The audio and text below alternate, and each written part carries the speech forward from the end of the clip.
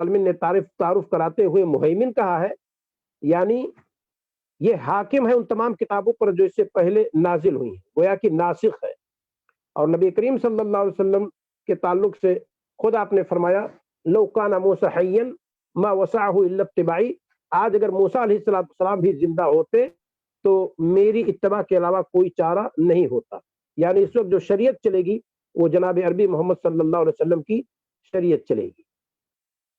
मोहब्बत का मतलब बहुत आसानी के साथ बहुत सारे उलमा ने कई तारीफ की है, लेकिन एक बहुत मुख्तसर इबारत में मैं जिक्र करता हूँ, उसको आप याद कर लेंगे इंशाअल्लाह। मैलो क़ल्बिल मोमिन इलैहि, मोमिन के दिल का रसूल सल्लल्लाहु अलैहि वसल्लम की तरफ माइल होना, मैलन यतहक्कक बिही ईसार हुब्बिही, इस तरीके से कि उसका असर नबी करीम सल्लल्लाहु अलैहि वसल्लम के मोहब्बत पर जाहिर हो, यानी नबी करीम सल्लल्लाहु अलैहि वसल्लम की मोहब्बत की तरजीह, आप सल्लल्लाहु अलैहि वसल्लम की चाहत की तरजीह जाहिर हो, आया हो, अला कुल्ले मा सवा, तमाम चीजों पर।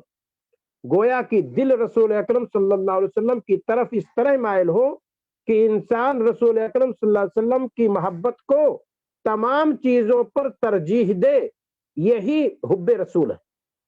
बाप की मोहब्बत, माँ की मोहब्बत, बाल बच्चों की मोहब्बत, अइज़ा अक़रबा की मोहब्बत, पूरी दुनिया की मोहब्बत एक तरफ हो और रसूल अकरम सल्लल्लाहु अलैहि वसल्लम की मोहब्बत एक तरफ हो, तो रसूल सल्लल्लाहु अलैहि वसल्लम की मोहब्बत जब गालिब आ जाए, राजे हो जाए, यहाँ तक कि अपने नफ्स से भी ज्यादा, तो गोया कि हम नबी सल्लल्लाहु अलैहि वसल्लम से मोहब्बत करते हैं।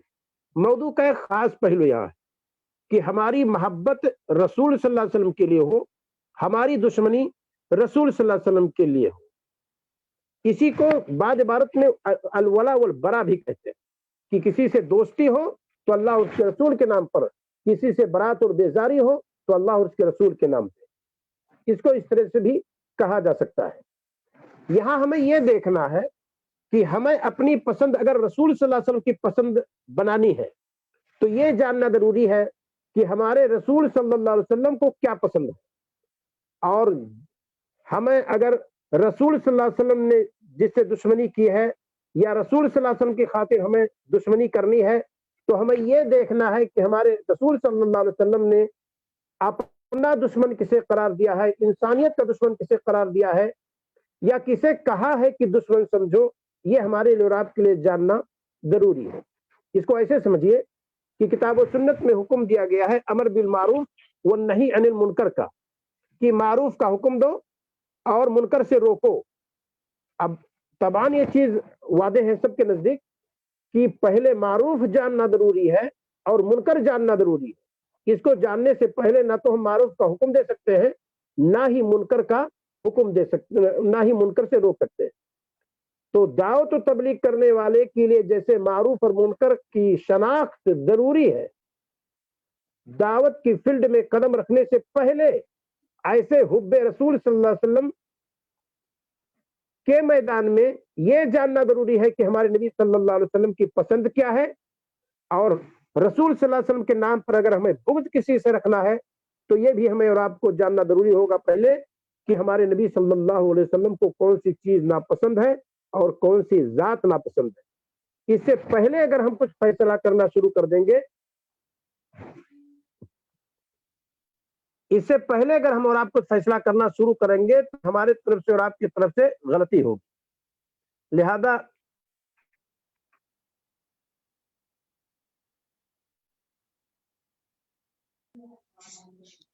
शेख आपकी वीडियो भी चलेगी और आवाज भी चलेगी।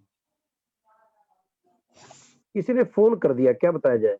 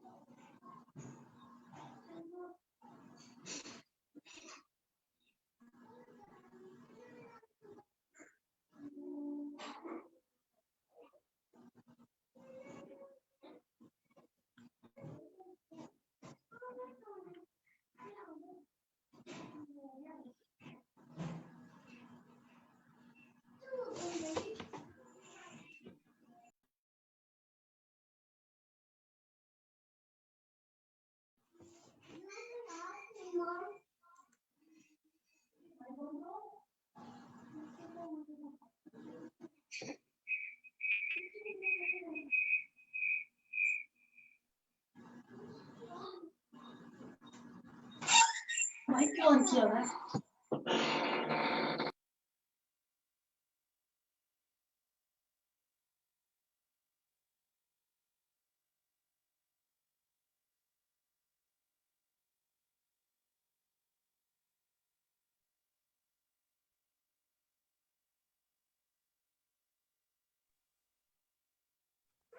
वालेकुम रहमतुल्लाहि वबरकातुह।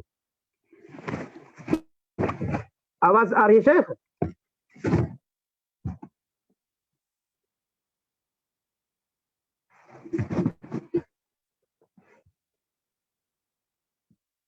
मेरी आवाज आ रही है? जी शेख, आपकी आवाज आ रही है। तो ठीक है जी शेख। तो ये बहुत अहम चीज थी जिसका बता देना पहले जरूरी था कि हम ये जान लें कि हमारे रसूल सल्लल्लाहु अलैहि वसल्लम की पसंद क्या है और हमारे रसूल सल्लल्लाहु अलैहि वसल्लम की नापसंद क्या है। बहुत लंबी फहरिस्त है इसके लिए, लेकिन बहुत ही इख्तिसार के साथ कुछ चीजों का तज़किरा हम यहाँ करते हैं और इसको बहुत आसानी के साथ हम देख सकते हैं। पहले हम ये देखें कि अल्लाह का और उसके रसूल का दुश्मन कौन है। दुश्मन किसी को पसंद नहीं होता है, तो जो अल्लाह और उसके रसूल का दुश्मन है वही हमारी और आपकी नापसंद है। इब्न क़य्यिम अल-जौज़िया रहमतुल्लाह ने अपनी किताब ज़ादुल माद में की चौथी जिल्द के अंदर जिक्र की है कि मुसलमान के 4 दुश्मन हैं। सबसे पहला तो इंसान का अपना नफ्स है, और ये वो नफ्स है जो किताब व सुन्नत को छोड़ करके और किताब व सुन्नत को अपने पैरों से रौंद करके और जो जहन में आए करे, ये इंसान का सबसे बड़ा दुश्मन। और ये लड़ाई झगड़ा दंगा फसाद के जरिए से इसको सर नहीं किया जा सकता है, इसको सिर्फ दुआओं के जरिए से और तक़वा परहेजगारी के जरिए से इसकी इस्लाह की जा सकती है बस। तो ये दुश्मन है, इसके लड़ाई का तरीका अलग है। और शैतान हमारा दुश्मन है, उसे हमें नापसंद करना है, उसके तमाम हरबों को नापसंद करना है। अब शैतानी जो भी हरबा हो उससे हमें समझौता नहीं करना है और ना ही हमारे नबी सल्लल्लाहु अलैहि वसल्लम ने उससे समझौता की है। इस वजह से बहुत सारे अफ़ाल आप हदीस में पाएंगे कि ऐसा मत करो, ऐसा शैतान करता है, ऐसा मत करो, ऐसा शैतान करता है, ये शैतान का फेल है। आप सल्लल्लाहु अलैहि वसल्लम ने फरमाया दाएं हाथ से खाओ पियो, बाएं हाथ से मत खाओ पियो। क्यों? फ़इन्न शैतान याकुलु बिशिमाली व यशरब बिशिमाली, क्योंकि शैतान बाएं हाथ से खाता है और बाएं हाथ से पीता है। तो इस तरह की बहुत सारी चीज आप पाएंगे। तो जितने अफ़ाल शैतान के बतलाए गए हों किताब सुन्नत में, हमें उससे दूर रहना है, क्योंकि शैतान हमारा दुश्मन है।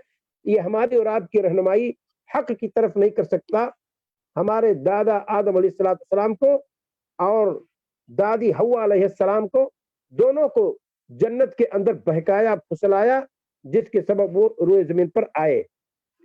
वहीं से अल्लाह रब्बुल आलमीन ने शैतान के बारे में कह दिया कि ये तुम्हारा दुश्मन है और रोए जमीन पर जाओ, एक दूसरे के तुम दुश्मन हो। यानी आदम अलैहिस्सलाम की औलाद और ये शैतान की औलाद, दोनों में दुश्मनी और रशाकसी जारी रहेगी।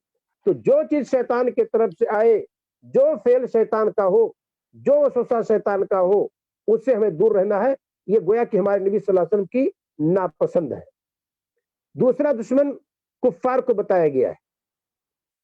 कुफ्फार की 2 किस्में किताब और सुन्नत में की है। एक कुफ्फार वो है जो अबू जहल का ग्रुप है, और एक कुफ्फार वो है जो अबू तालिब का ग्रुप। एक को मुहारिब कहते हैं, एक को मसालिम कहते हैं। मुहारिब ग्रुप कुफ्फार का वो है जो अबू जहल का ग्रुप है, जिससे हमेशा 36 का आंकड़ा नबी सल्लल्लाहु अलैहि वसल्लम के साथ होता था और नबी करीम सल्लल्लाहु अलैहि वसल्लम से उनकी कभी नहीं बनी। और मैदान जंग में भी हमारे नबी सल्लल्लाहु अलैहि वसल्लम के सामने जो ग्रुप आया वो अबू जहल का ग्रुप था।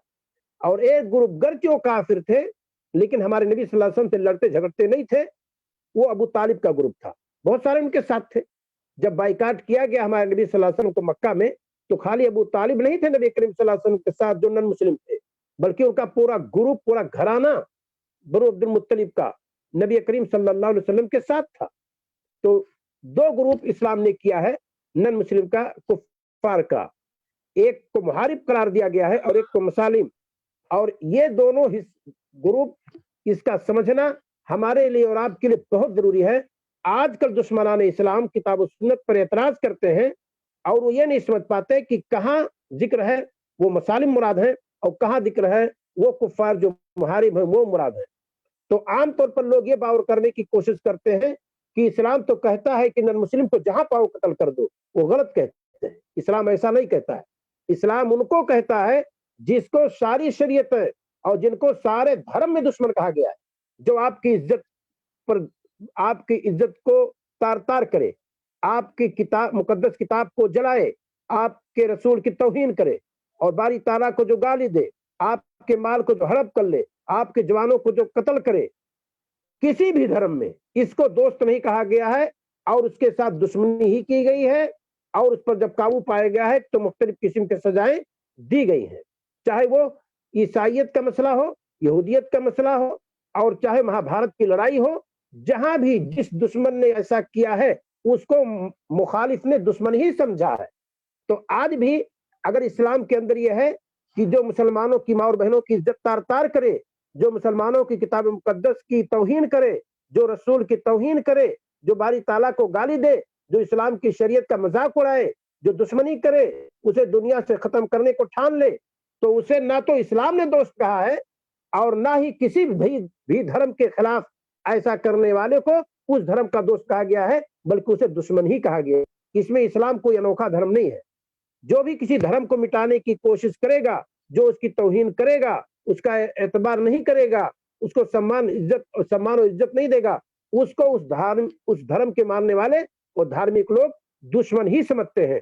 اسی روش پر چلتے ہوئے اسلام بھی, جو اسلام کو مٹانے کی کوشش کرے, جو مسلمانوں کو دنیا سے ختم کرنے کی کوشش کرے, جو مسلمانوں کی ماں اور بہنوں کی عزت کو تار تار کرنے پر لگا ہوا ہو, جو ان کے جوانوں کو جیل کے سلاخوں میں ٹھوسنے اور ان کو تہتے کرنے کی سازش کر رہا ہو, تو اس کو مسلمان دشمن سمجھتے ہیں. اس میں کوئی شک نہیں. انہی کو محارب کہتے ہیں جن کے ساتھ جنگ جاری ہے. اور ایک نن مسلم وہ ہے جو مسالم کہتے ہیں, جس کے ساتھ صلح و صفائی ہے, وہ لڑتے نہیں ہیں. ہم دونوں کی مثال قرآن کریم سے دے دیتے ہیں, ذرا آپ سن لیجئے.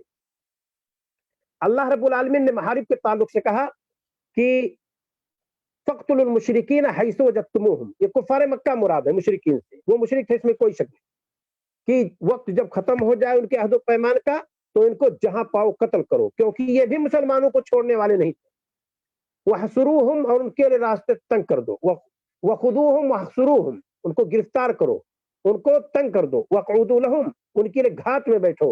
كُلَّ مَرْصَدٍ, ہر جگہ جو بھی گھات میں بیٹھنے کی ہو. فَإِن تَابُوا وَأَقَامُوا الصَّلَاةَ, اور اگر وہ توبہ کر لیں اور صلاۃ قائم کرنا شروع کر دیں اور زکات دینا شروع کر دیں, وَآتُوا الزَّكَاةَ فَخَلُّوا سَبِيلَهُمْ, تو ان کا راستہ چھوڑ دو.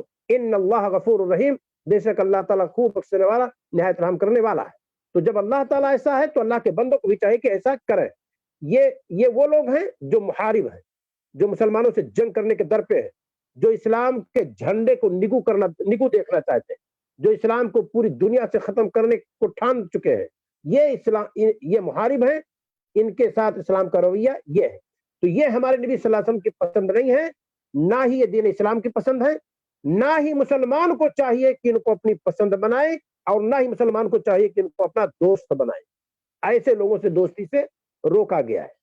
اور ایک نن مسلم وہ ہیں جو مسالم کہے جاتے ہیں, جن کے ساتھ صلح و آشتی کی باتیں ہوتی ہیں, جو ابو طالب کا گروپ ہے. ذرا دیکھیے تو ابو جہل بھی نن مسلم کافر, ابو طالب بھی کافر. ابو جہل ہمیشہ ہمارے نبی صلی اللہ علیہ وسلم کا دشمن, اور ابو طالب ہمیشہ ہمارے نبی صلی اللہ علیہ وسلم کے ساتھ اور آپ کی مدد میں. غور کیجیے, یہاں تک کہ نبی کریم صلی اللہ علیہ وسلم کو تکلیف بھی ہوئی جب اس دنیا سے وہ گئے اور کلمہ نہیں پڑھے. آپ آگے, جاکری کا عالم تھا, کہا قل یا عمی لا الہ الا اللہ کلمۃ احاج بک بها عند اللہ. میرے چچا کہو لا الہ الا اللہ, یہ وہ کلمہ ہے کہ میں قیامت کے دن اللہ تعالیٰ کے ہاں حجت پکڑوں گا. دشمنان اسلام پایتانے کے طرف تھے, نبی صلی اللہ علیہ وسلم سرہانے یہ باتیں کر رہے تھے. نبی کریم صلی اللہ علیہ وسلم کی بات کو نہ تسلیم کر کے ابو طالب کا آخری مسئلہ کیا تھا؟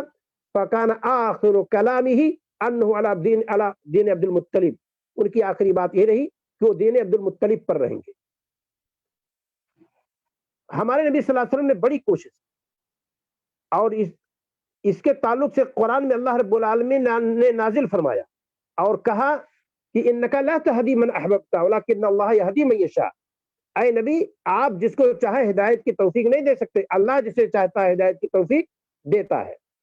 ایک زمانے کی بات ہے کہ آپ کے چچا عباس رضی اللہ تعالیٰ عنہ نے نبی صلی اللہ علیہ وسلم سے کہا کہ بیٹے آپ کے چچا ابو طالب نے آپ کے لیے بہت کچھ کیا اور آپ نے ان کے لیے کچھ نہیں کیا.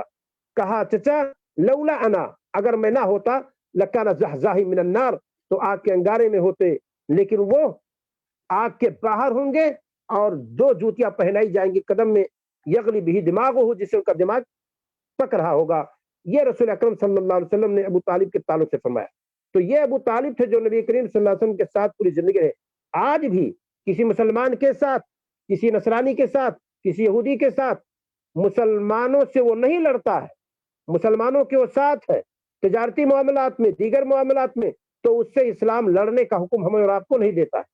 لیکن جو اسلام کو مٹانے کے در پہ ہو اس سے اسلام بالکل لڑنے کی اجازت مسلمانوں کو دیتا ہے اور ان سے آنکھوں میں آنکھیں ڈال کر کے گفتگو کرنے کی اجازت اسلام دیتا ہے. اور یہ اصلاح ہے طریقہ اسلام کا. ایک بات یہاں بتلاتا چلوں میں، بسا اوقات لوگ یہ سمجھتے ہیں کہ اسلام میں جو جنگ کی اجازت ہے گویا کہ وہ تخریب کاری ہے، گویا کہ وہ دہشت گردی ہے، گویا کہ زمین پہ فساد ہے، گویا کہ قتل و غارت گری ہے. نہیں، اسے اگر دیکھنا ہو تو رومیوں کی فوجیں ایران سے بھی گزری تھی، ایرانیوں کی فوجیں کبھی روم سے بھی گزری تھی. دونوں کی تاریخ پڑھ لیجئے، اور اسلامی فوجیں بھی روم سے ایران سے گزری تھیں، ان کی بھی تاریخ پڑھ لیجئے. سب چیزیں ہمیں اور آپ کو سمجھ میں آ جائے گی کہ اسلام گزرا تو کیا ہوا. پوری زندگی نبی صلی اللہ علیہ وسلم کے پورے دور میں 800 لوگوں سے زیادہ لوگ قتل نہیں ہوئے. سوچ لیجئے، کیلکولیٹ کریں گے تو نبی صلی اللہ علیہ وسلم نے جتنی جنگیں لڑی ہیں سب ملا کر کے نبی صلی اللہ علیہ وسلم کے زمانے میں 800 سے زیادہ لوگ قتل نہیں ہوئے ہیں. آج آپ عالمی جنگ پہلی دیکھ لیجئے، دوسری عالمی جنگ دیکھ لیجئے، دیگر مذاہب کی لڑائیاں دیکھ لیجئے کتنے لوگ قتل ہوئے ہیں. انسانیت کی پوری کھیپ مٹ گئی، دیکھا جا رہا ہے. تو لوگ جو اسلام پر اعتراض کرتے ہیں کہ اسلام نے جو تلوار اٹھائی ہے اس خاطر نہیں، جہاں فساد کی انتہا ہوتی ہے، جہاں دہشت گردی کی انتہا ہوتی ہے، وہاں اسلام جہاں تلوار اٹھانے کا حکم دیتا ہے کہ اس دہشت گردی کو ختم کیا جائے اور زمین کے اندر انسانیت جو کرا رہی ہے اس کو سکون ملنا چاہیے. تو یہ ہمیں اور آپ کو جاننا چاہیے کہ کفار بھی ہمارے دشمن ہیں، ان سے ہماری موالات و دوستی نہیں ہونی چاہیے. لیکن کون جو محارب ہو اور جو مسالم ہو، جن کے ساتھ کوئی سمجھوتا ہو، ان کے ساتھ ہمیں دشمنی کرنے کی اجازت اسلام نہیں دیتا ہے. اور چوتھا دشمن ہمارے منافقین ہیں. منافقین، اگر تھوڑی سی گفتگو ہم اس پر کریں کہ منافقین پیدا کیسے ہوتے ہیں. اسلام میں 2 مرتبہ یہ صورتحال پیش آئی ہے بہت شدت کے ساتھ. شروع اسلام میں جب مدینہ کے اندر اسلامی اسٹیٹ قائم ہوا تو جو باطل طاقتیں تھیں وہ اسلام کی طاقت کے سامنے سر نہیں اٹھا سکتے تھے. وہاں مدینہ کے اندر جو لوگ تھے وہ در پردہ اسلام کے خلاف کام کرنا شروع کیے. نفاق مکہ میں نہیں تھا کیونکہ مکہ میں اسلام کمزور تھا، اور نفاق وہاں پیدا ہوتا ہے جہاں اسلام قوی ہوتا ہے.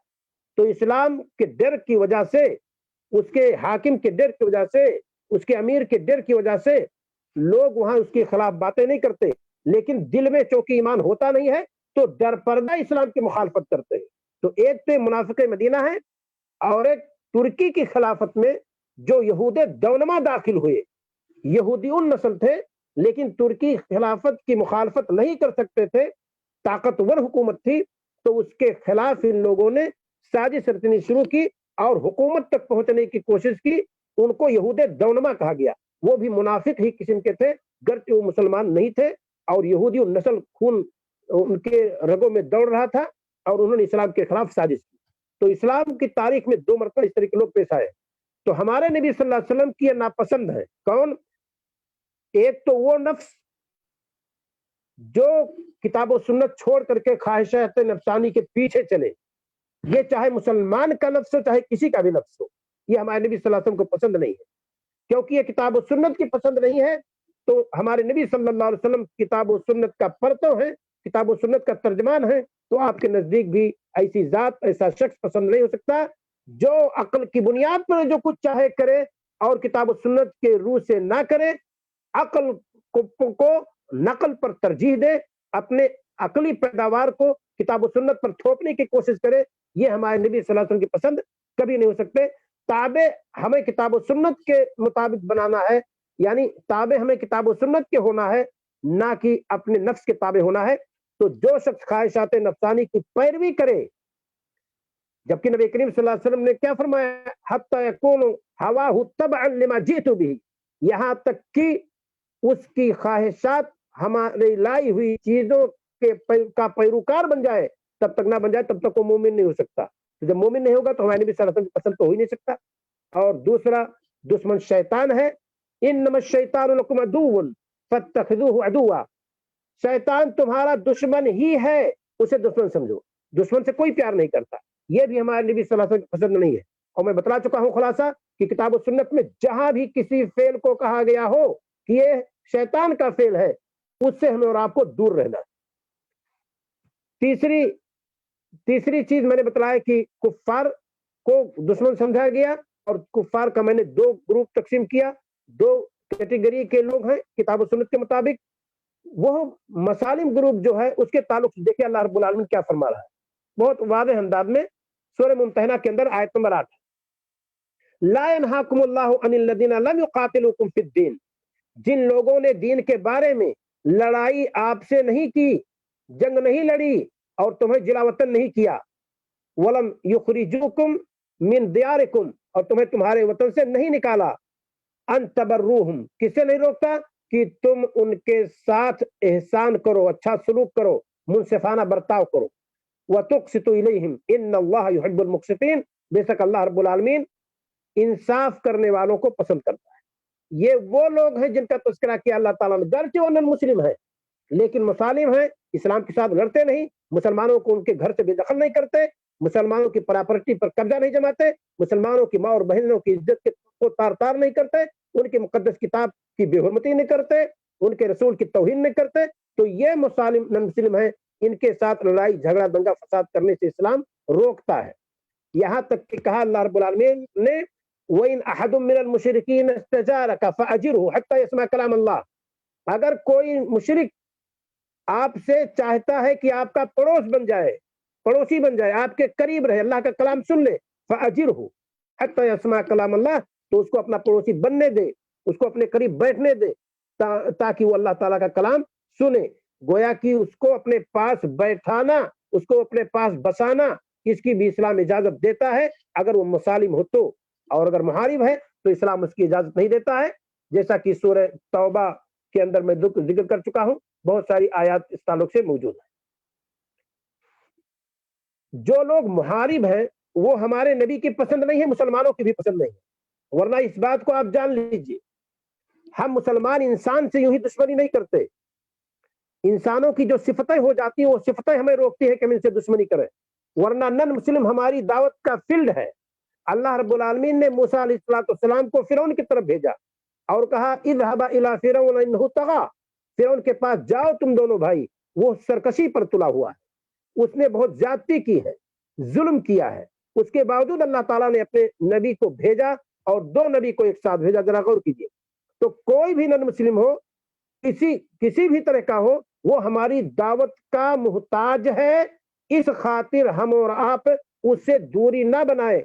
جو جتنا بڑا دشمن اسلام کا ہے اتنا ہی زیادہ وہ مستحق ہے کہ ہم دعوت اس تک پہنچائیں، جو جتنا بڑا دشمن مسلمانوں کا ہے اتنا ہی زیادہ وہ مستحق ہے کہ دین کی دعوت ہم اس تک پہنچائیں۔ یہ ہماری اور آپ کی ذمہ داری ہے، اور اس طریقے کو اپنانے کی ذمہ داری ہے کہ کس طریقے سے ایسے لوگوں تک دعوت ہم اور آپ پہنچائیں گے۔ تو یہ جن لوگوں نے محاربانہ طور طریقہ اپنایا، ان کے تعلق سے دیکھیں اسلام کیا کہتا ہے اور ان کی صفتیں کیسے اسلام بیان کرتا ہے، اور بہت ہی اہم طریقے سے دیکھیے۔ اللہ رب العالمین نے فرمایا سورہ توبہ آیت نمبر 8، کیف وَإِن يَظْهَرُوا عَلَيْكُمْ لَا يَرْقُبُوا فِيكُمْ إِلَّا وَلَا ذِمَّةً، ان کے وعدوں کا کیا اعتبار، یہ محارب نن مسلم ہے، ذرا دیکھیے۔ لہذا یہود و نصارہ، مشرکین، لادینی لوگ جو بھی اس قسم کے ہیں मुसलमानों को चाहिए कि उनसे होशियार रहे। उनके वादों का, उनके लिखित चीजों का, उनके अहद पैमान का कोई एतबार नहीं है। ये इस्लाम कहता है, ये कुरान कहता है, ये वो अल्लाह रब्बुल आलमीन कहता है जो इंसान को बनाया है। देखिए जरा, और आपके भी टाइम निकाल के इस आयत को जरूर पढ़ लीजिए, सूरह तौबा आयत नंबर 8। कैफ व इन यज़हरु अलैकुम ला यरकुबू फीकुम इल्ला वला दिम्मा। उनके वादों का क्या एतबार, उनका अगर उनका तुम पर गलबा हो जाए तो ना क़राबतदारी का ख्याल करें और ना ही अहद पैमान का। उसके बाद अल्लाह रब्बुल आलमीन ने फरमाया युरज़ूनकुम बिअफ़वाहिहिम, ये अपनी जुबानों से आपको परचाते हैं, फुसलाते हैं और आपको फिसलाते हैं। जरा देखिए, वत्तअबा कुलूबुहुम, और उनके दिल, ये जुबान से जो कह रहे हैं उनके दिल उसके मुनकिर होते हैं, दिल में वो बात नहीं होती है। आपको फुसलाने के लिए और आपको किताब और सुन्नत से फिसलाने के लिए, उसे हटाने के लिए, उसे दूर करने के लिए, इस्लामी जज्बा, मुसलमानी जज्बा से आपको दूर करने के खातिर जुबानों से कहते हैं और इनके दिल में बात नहीं होती। वह अक्सरुहुम फासिकून, और उनमें से अक्सर तो फासिक है, यानी हुदूद से निकले हुए हैं। मुसलमान अगर हद से निकल जाए तो कहेगा कि इस्लाम का कोई तरीका छोड़ दिया, और ये गैर मुस्लिम के बाद अगर बारे में अगर कहा जाए कि वो अक्सर फासिकून, ये गोया कि इंसानियत के दायरे से निकले हुए हैं, कि जो वादा करते हैं इंसानियत के नाम पर उसकी भी रियायत ये नहीं करते हैं। सूरह तौबा आयत नंबर 8 में मौजूद है। और दूसरी आयत 10 में अल्लाह रब्बुल आलमीन ने फरमाया ला यरकुबु फी मुमिन, किसी मोमिन के बारे में ख्याल नहीं करते ये, इल्ला वला दिम्मा। गौर कीजिएगा, किसी मुसलमान के हक में रिश्तेदारी का या अहद पैमान का मुतलक ख्याल नहीं करते। ला यरकुबूना फी मुमिन इल्ला वला दिम्मा व उलाइका हुमुल मुअतदून, और यही लोग सर्कस हैं, यही लोग हद से हटे हुए हैं, हद से गुजरने वाले हैं। ये कुरान कहता है। ऐसे लोग हमारे नबी की पसंद नहीं हो सकते, लिहाजा हमें भी ऐसे लोगों को अपनी पसंद नहीं बनानी है। चाहे हमारे हाथ में क़यादत हो, चाहे हमारे हाथ में क़यादत ना हो, हमें ऐसे लोगों को अपना दोस्त नहीं बनाना है, ये कुरान कहता है। तो कुरान और सुन्नत के मुताबिक अगर हमें और आपको जिंदगी गुजारनी है, जिसके जरिए हमें और आपको नजात मिलेगी, वो ये आयत हमें और आपको बतलाती है। बहुत सारी आयत को मैंने कोट किया था, लेकिन टाइम इतना नहीं हो पाएगा, इस वजह से मैं सारी चीजों को तर्क कर देता। शैतान के ताल्लुक से जगह जगह अल्लाह रब्बुल आलमीन ने फरमाया कि इन्नमा शैतान लकुम अदुव्वुन फत्तखिदूहु अदुव्वा, शैतान तुम्हारा दुश्मन ही है, उसे दुश्मन समझो। लिहाजा हर शैतानी फेल हमारे नबी सल्लल्लाहु अलैहि वसल्लम को नापसंद है, लिहाजा हम और आप भी उसको अपनी नापसंद बनाए, उससे हमें और आपको उसके करीब जाने की जरूरत नहीं है। यहाँ एक पहलू हम बताते हैं, हमारे नबी सल्लल्लाहु अलैहि वसल्लम की पसंद सहाबा से मोहब्बत है, हमारे नबी सल्लल्लाहु अलैहि वसल्लम की पसंद अबू बकर सिद्दीक रज़ियल्लाहु ताला अन्हु से मोहब्बत है, हमारे नबी सल्लल्लाहु अलैहि वसल्लम की पसंद अम्मा आयशा सिद्दीक़ा रज़ियल्लाहु ताला अन्हा से मोहब्बत है, हमारे नबी सल्लल्लाहु अलैहि वसल्लम की पसंद अहले बैत से मोहब्बत है, हमारे नबी सल्लल्लाहु अलैहि वसल्लम से हमारे नबी सल्लल्लाहु अलैहि वसल्लम की पसंद सारे मोमिनीन, सारे मुसलमान से मोहब्बत है। हमारा वतीरा और आपका वतीरा यही होना चाहिए। आज अफसोस की बात है, अपना नाम मुसलमान रखते हैं, बाद जमीयत जमातों की तरफ मंसूब होते हैं, सहाबा को गाली देते हैं, लान तान करते हैं, अम्मा आयशा सिद्दीक़ा रज़ियल्लाहु ताला अन्हा पर गुफ्तगू करते हैं। जब हमारे नबी सल्लल्लाहु अलैहि वसल्लम की पसंद ये लोग हैं, इनसे अगर कोई दुश्मनी का इजहार करे, हम कैसे कह सकते हैं कि इसको नबी से मोहब्बत है, या हम कैसे कह सकते हैं कि इसको इसकी पसंद नबी की पसंद? कभी नहीं। नबी की पसंद तो यही है, ला तसुब्बु सहाबी, हमारे सहाबा को गाली मत दो। अब अगर एक मुसलमान गाली दे सहाबा को, उन पर एतराज करे, इस तरह एतराज करे कि जिससे उनकी शख्सियत दागदार हो, इसको गाली ही कहा जाएगा। लिहाजा ऐसे लोगों को चाहिए कि अपने ईमान की खैर मनाए, और ऐसे लोग गोया कि नबी करीम सल्लल्लाहु अलैहि वसल्लम की पसंद को अपनी पसंद नहीं बनाते हैं। लिहाजा मुसलमान को ऐसा नहीं करना चाहिए। तो जो चीज हमारे नबी सल्लल्लाहु अलैहि वसल्लम की पसंद है, उसे हमें और आपको भी पसंद करना चाहिए। जरा देखिए, अनस इब्न मालिक रज़ियल्लाहु ताला अन्हु कहते हैं कि एक मर्तबा नबी करीम सल्लल्लाहु अलैहि वसल्लम के साथ दस्तरखान पर था, तो मैं क्या देखता हूं कि नबी सल्लल्लाहु अलैहि वसल्लम कद्दू की सब्जी है, उसका हिस्सा जो है पीस, उसको उठा उठा करके आप खा रहे हैं। हालांकि मैं कद्दू की सब्जी नहीं पसंद करता था। कहते हैं उस दिन से मैंने कद्दू की सब्जी खानी शुरू कर दी, क्योंकि कद्दू की सब्जी हमारे नबी की पसंद। ये मोमिन का वतीरा है। आजकल جہاں نبی کریم صلی اللہ علیہ وسلم جس سے محبت کرتے تھے آج ان پر کیچڑ اچھالا جائے، بعد جمعیت جماعت کے لوگوں، بعد اسلام کی طرف منسوب، بعد فرقے منسوب میں کہہ رہا ہوں، وہ مسلمان ہوں یا نہ ہوں، کتاب و سنت کو پیروں کے تلے رکھ کر کے قسمیں کھاتے ہوں، ایسے لوگوں کو مسلمان کہنا بھی بھیجا ہے، لیکن کہا جاتا ہے اسلام کی طرف منسوب فرقے اما عائشہ صدیقہ رضی اللہ تعالیٰ کو گالی دیتے ہیں۔ کتاب و سنت میں جہاں ان کی تعریف کی گئی ہے، جہاں ان کی پہچان بتائی گئی ہے، گویا کہ ان آیات ان حدیث کی مخالفت ہے، اس میں کوئی شک نہیں۔ تو نبی کریم صلی اللہ علیہ وسلم نے جس سے محبت کی ہے، ہمیں اور آپ کو بھی اس سے محبت کرنی ہے، چیز ہو تو بھی، سواری ہو تو بھی، انسان ہو تو بھی، اس سے ہمیں اور آپ کو محبت کرنی چاہیے۔ اسی طریقے سے ناپسندیدگی کی بات ہے، ہمارے نبی صلی اللہ علیہ وسلم پر شریعت آئی، قرآن کے اندر تمام انبیاء کا واقعہ، تقریباً 25 انبیاء کا نام موجود ہے، بہت سارے انبیاء کے واقعات موجود ہیں۔ موسیٰ علیہ السلام کو نبی کریم صلی اللہ علیہ وسلم کے بعد سب سے زیادہ قرآن میں ذکر کیا گیا ہے، سب سے زیادہ، اور شاید کوئی پارہ ایسا نہیں ہے جس میں موسیٰ علیہ السلام کا تذکرہ نہ ہو۔ موسیٰ علیہ السلام کا مقابلہ ایک ایسے شخص سے تھا جس کو فرعون کہتے ہیں۔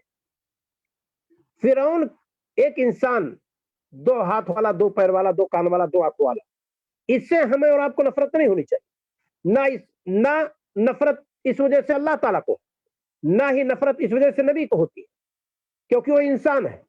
لیکن وہ جو فرعونیت اس کے اندر آئی ہوئی تھی، اس سے نفرت ہوتی ہے، اور اس سے ہمارے نبی کو نفرت ہے، اس سے اللہ تعالیٰ کو نفرت ہے، اس سے ہر بندے کو نفرت ہونی چاہیے۔ تو جو صفت فرعون کی تھی، حق کو نہ ماننا اور حق کو کمتر سمجھنا، یا اس کو ٹھکرانا، یا فقراء مساکین کو مارنا، کمزور کو ستانا، یہ سب فرعونیت ہے۔ جو بندہ ایسا کرے، ہمیں اور آپ کو اس سے نہیں محبت کرنی چاہیے، اور اس کے اس فعل کو ہمیں اور آپ کو پسند نہیں کرنا چاہیے، ورنہ بذات خود فرعون ایک انسان، اللہ تعالیٰ نے بنایا ہے اسے فی احسن تقویم، اللہ رب العالمین نے کہا ہم نے بہتر ڈھانچے میں بنایا ہے، اس ڈھانچے کی وجہ سے ہم نفرت نہیں کرتے ہیں، فرعون کے اس صفت کی وجہ سے نفرت کرتے ہیں جو صفت کتاب و سنت کے خلاف، جس وجہ سے وہ بدنام ہوا، جس وجہ سے شر و فساد و دنگا کا وہ شعار اور علامت سمجھا گیا پوری دنیا کے اندر، اس وجہ سے ہم اسے ناپسند کرتے ہیں۔ اسی طرح سے ابو جہل ہے، ابو جہل عمرو بن حشام نام ہے، قائد تھا، دارالندوہ کا ہیڈ تھا، بدر کے اندر کمانڈر ان چیف کی حیثیت سے تھا کفار مکہ کی طرف سے، اور وادی بطحا میں اس کی چلتی تھی، اس میں کوئی شک نہیں، لیکن ہم اس سے نفرت انسان ہونے کی وجہ سے نہیں کرتے، ہم اس سے نفرت اس وجہ سے کرتے ہیں جو اس کی جہالت تھی، جو اس کا غرور و گھمنڈ تھا، جو اسلام کے خلاف جو اس کی ریشہ دوانی تھی، رسول اکرم صلی اللہ علیہ وسلم کے خاتمے کا جو اس نے بیڑا اٹھا رکھا، اسلام کو اس کے گہوارے میں کچل دینے کی جو اس نے سازش کی تھی، اسلام کو مدینہ کی سرزمین پر پہنچ کر کے ملیامیٹ کرنے کا جو پلان بنایا تھا، اس کے اس فعل سے ہمیں نفرت ہے۔ لہذا رہتی دنیا تک جو بھی اس سازش کو لے کر اٹھے گا، جس سازش کو ہم ابو جہل کی سازش کہتے ہیں، اس سے مسلمان کو نفرت ہوگی، اس سے ہمارے نبی کو بھی نفرت ہے، اس سے سارے مسلمانوں کو بھی نفرت ہونی چاہیے اور ہے۔ تو یہ ہمارے نبی صلی اللہ علیہ وسلم کی پسند ہے، اور یہ ہمارے نبی صلی اللہ علیہ وسلم کی ناپسند ہے، ورنہ ڈھانچہ کسی ڈھانچے سے کوئی نفرت نہیں ہے۔ اسی وجہ سے عام طور پر آپ یہی سنیں گے، دعات واعظین اس چیز کی تشخیص کرتے ہیں کہ ہم اگر سب سے دشمنی کر کے اور آڑ بنا کر کے چلیں، دیوار کھڑی کر لیں اپنے لوگوں کے بیچ میں، دوری پیدا کر لیں، انسانیت کی باتیں نہ کریں، تو ہم دائی کیسے بن پائیں گے؟ ہمارا اسلام تو عالمگیر اسلام ہے، عالمگیر مذہب ہے، سب کے لیے ہے۔ ہمارے نبی صلی اللہ علیہ وسلم سب کے لیے رسول تھے، ہمارے نبی پر آنے والی کتاب سارے لوگوں کے لیے کتاب ہے، مسلم نان مسلم سب کے لیے آپ نبی تھے، بس امت دعویٰ اور امت استجابہ میں فرق کیا گیا ہے، ایک نے دعوت قبول کر لی ہے، ایک کو دعوت دینا باقی ہے، تو جس نے قبول کر لی ہے اس کی ذمہ داری ہے کہ ان تک دعوت کو پہنچائے، جو دعوت نہیں قبول کیے ہیں وہ کسی بھی طرح کا انسان، ہاں طریقے ہمارے الگ ہوں گے، فیلڈ ہماری دعوت میں طریقہ کار ہمارا الگ ہوگا، لیکن سب تک دعوت پہنچانے کی ہماری ذمہ داری ہے۔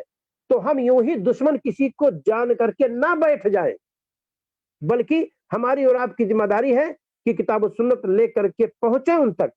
ہم مارے جائیں گے، گالی دیے جائیں گے، دیوانہ و پاگل مجنون کہا جائے گا، لیکن اس کا ہمیں اور آپ کو ثمرہ ملے گا، اور ہم اس حجت کو قائم کر لیں گے جو اس ہمارے اور آپ کے ناتواں کندھے پر اللہ اور اس کے رسول کی طرف سے آیا ہوا ہے۔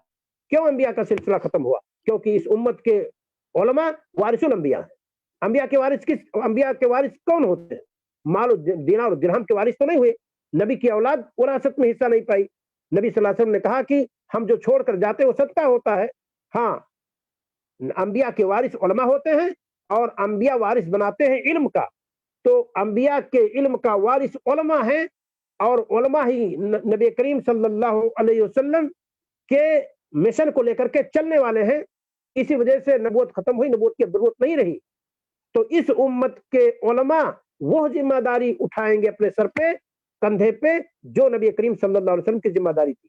اس وجہ سے یوں ہی ہمیں کسی کو اپنا دشمن باور کرانے کی ضرورت نہیں ہے. فلاں گروپ کا, فلاں سنگٹھن کا, فلاں علاقے کا, فلاں ملک کا, فلاں شخص مسلمان کا دشمن ہے, ہمیں یہ باور کرنے کی ضرورت نہیں ہے. وہ جتنا بڑا دشمن ہے اتنا ہی میں نے بتلایا کہ وہ مستحق ہے کہ ہم دعوت لے کر کے اس تک پہنچے. کنتم خیر امت اخرجت للناس, تم بہترین امت ہو, لوگوں کے لیے برپا کیے گئے. تو ہم لوگوں کے لیے برپا کیے گئے ہیں. وہ لوگ کون ہیں؟ نن مسلم. تو ہماری اور آپ کی دعوت سب کے لیے عام ہونی چاہیے, خیر خواہانہ انداز میں, کسی کو پمفلٹ دے کر کے اور کسی کو ڈائریکٹ بتا کر کے, کسی کو کسی دعوتی پروگرام میں بلا کر کے, کسی کو اس کے اسٹیج پہ لے جا کر کے, کسی کو اس کی گدی پہ لے جا کر کے ہماری دعوت پہنچانے کی ذمہ داری ہماری اور آپ کی ہے. یوں ہی ہمیں اور آپ کو کسی انسان کو دشمن باور کرانے کی ضرورت نہیں ہے. آپ ذرا سوچئے, نبی ہدایت کی دعا کر رہے ہیں کہ اللہ اس اسلام کی مدد فرما, یا تو عمر کے ذریعے سے یا تو عمر بن ہشام ابو جہل کے ذریعے سے. ابو جہل کے لیے نبی صلی اللہ علیہ وسلم دعا کریں. بعض روایات سے پتہ چلتا ہے کہ آپ صلی اللہ علیہ وسلم نے خصوصی طور پر بعد میں عمر رضی اللہ تعالیٰ عنہ کے لیے دعا کی. اس کی وجہ یہ ہے کہ آپ نے جب دعا کی تو پھر ابو جہل کی سرکشی کہیں زیادہ بڑھ گئی, تو آپ کو لگا کہ شاید یہ قبول نہیں کر سکتا, اس کا دل کچھ بھی نرم نہیں ہے. تب آپ نے خصوصی طور پر عمر رضی اللہ تعالیٰ عنہ کے لیے ہدایت کی دعا کی. عمر رضی اللہ تعالیٰ عنہ کم تھے؟ عمر رضی اللہ تعالیٰ عنہ جب لوڈی کو مارتے تھے, جس نے اسلام قبول کر لیا تھا, تو مارتے مارتے رک جاتے, تو یہ کہتے کہ یہ مت سمجھنا کہ رحم آ گیا ہے, تھک گیا ہوں, آرام کر لوں گا پھر پٹائی کروں گا.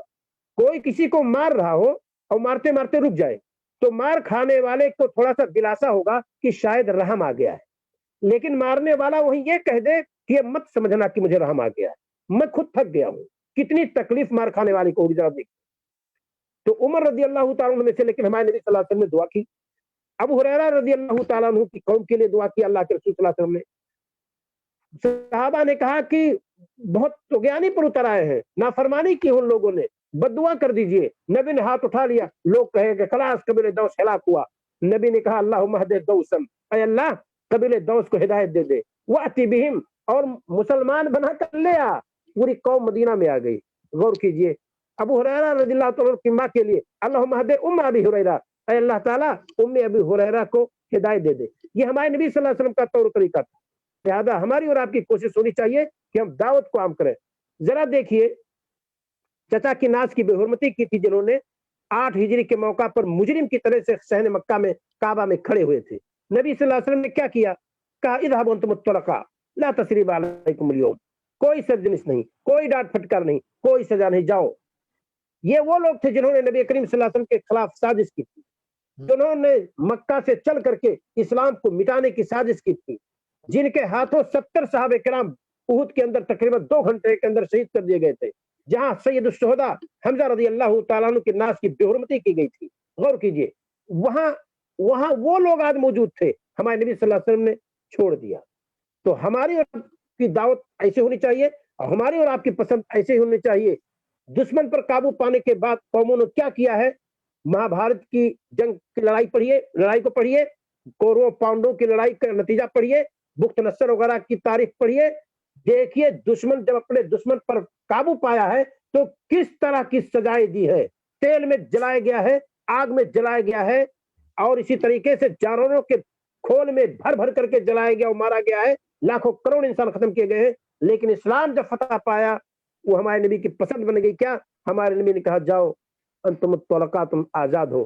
اس سے پتا چلتا ہے کہ نبی نے جو تلوار اٹھانے کا حکم دیا تھا فساد کو ختم کرنے کے لیے, انسانیت کو ختم کرنے کے لیے نہیں, انسانیت کو مٹانے کے لیے نہیں. یہ دنیا کے اندر جو فساد ہے, یہ جو ہڑبونگ ہے, یہ دنگا کر رہے ہیں, ان کی سرکوبی کے لیے اسلام نے تلوار اٹھائی تھی. اسی وجہ سے اسلام کی تلوار जब उठी तो अमन और सलाम की पूरी दुनिया के अंदर फैल गया। और तारीख ने देखा है आज भी इस्लाम जो इसकी दावत देता है, वो जहां फसाद जब इंतहा को पहुंच जाए और जहां पानी सर के ऊपर पहुंच जाए, वहां इस्लाम कहता है कि अब इसकी सरकोबी होनी चाहिए और इसकी इस्लाह होनी चाहिए। वहां इस्लाम इस्लाह करता है, इस्लाम का इस्लाही तरीका है। लिहाजा हमारी और आपकी कोशिश होनी चाहिए कि हम ये जाने कि इस मैदान में नबी की पसंद क्या है और हमारे नबी सल्लल्लाहु अलैहि वसल्लम की नापसंद क्या है।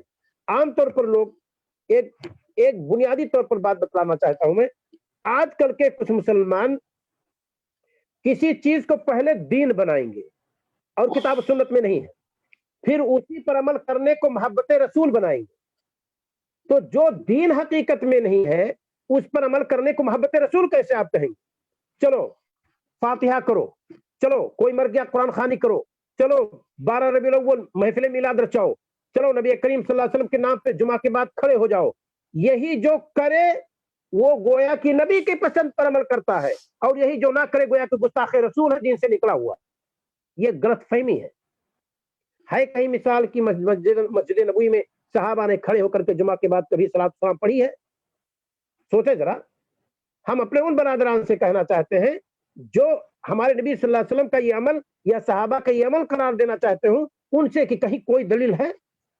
नबी करीम सल्लल्लाहु अलैहि वसल्लम की जिंदगी में 3 बेटियों का इंतकाल हुआ, उम्मे कुलसूम, ज़ैनब, रुकैया अलैहिस्सलाम।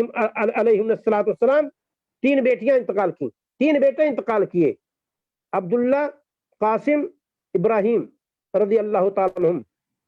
3 बेटे 3 बेटियां जिस नबी के इस दुनिया में नबी की मौजूदगी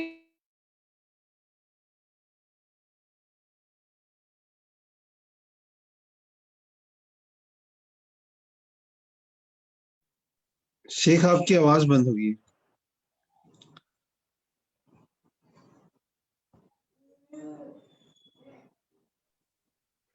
हाँ आ रही आवाज? जी जी अब आ रही है, अभी आ रही।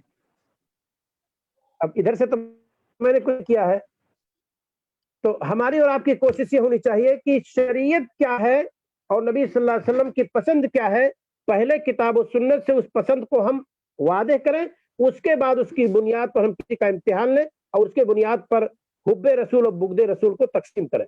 और ये हमारी बहुत बड़ी भूल है। इस वक्त खास तौर से मुसलमानों को डिवाइड करने में इस तरह के मसालिक का ज्यादा असर रहा है। लिहाजा यहाँ एक बहुत अहम मसला, आप अपने आप को हनफी कहिए, आप अपने आप को मालिकी कहिए, आप अपने आप को शाफई कहिए, आप अपने आप को हम्बली कहिए। क्यों? क्योंकि आपने दीन के फुरुआत को इसी फिक्र से सीखा है, कोई मसला नहीं है।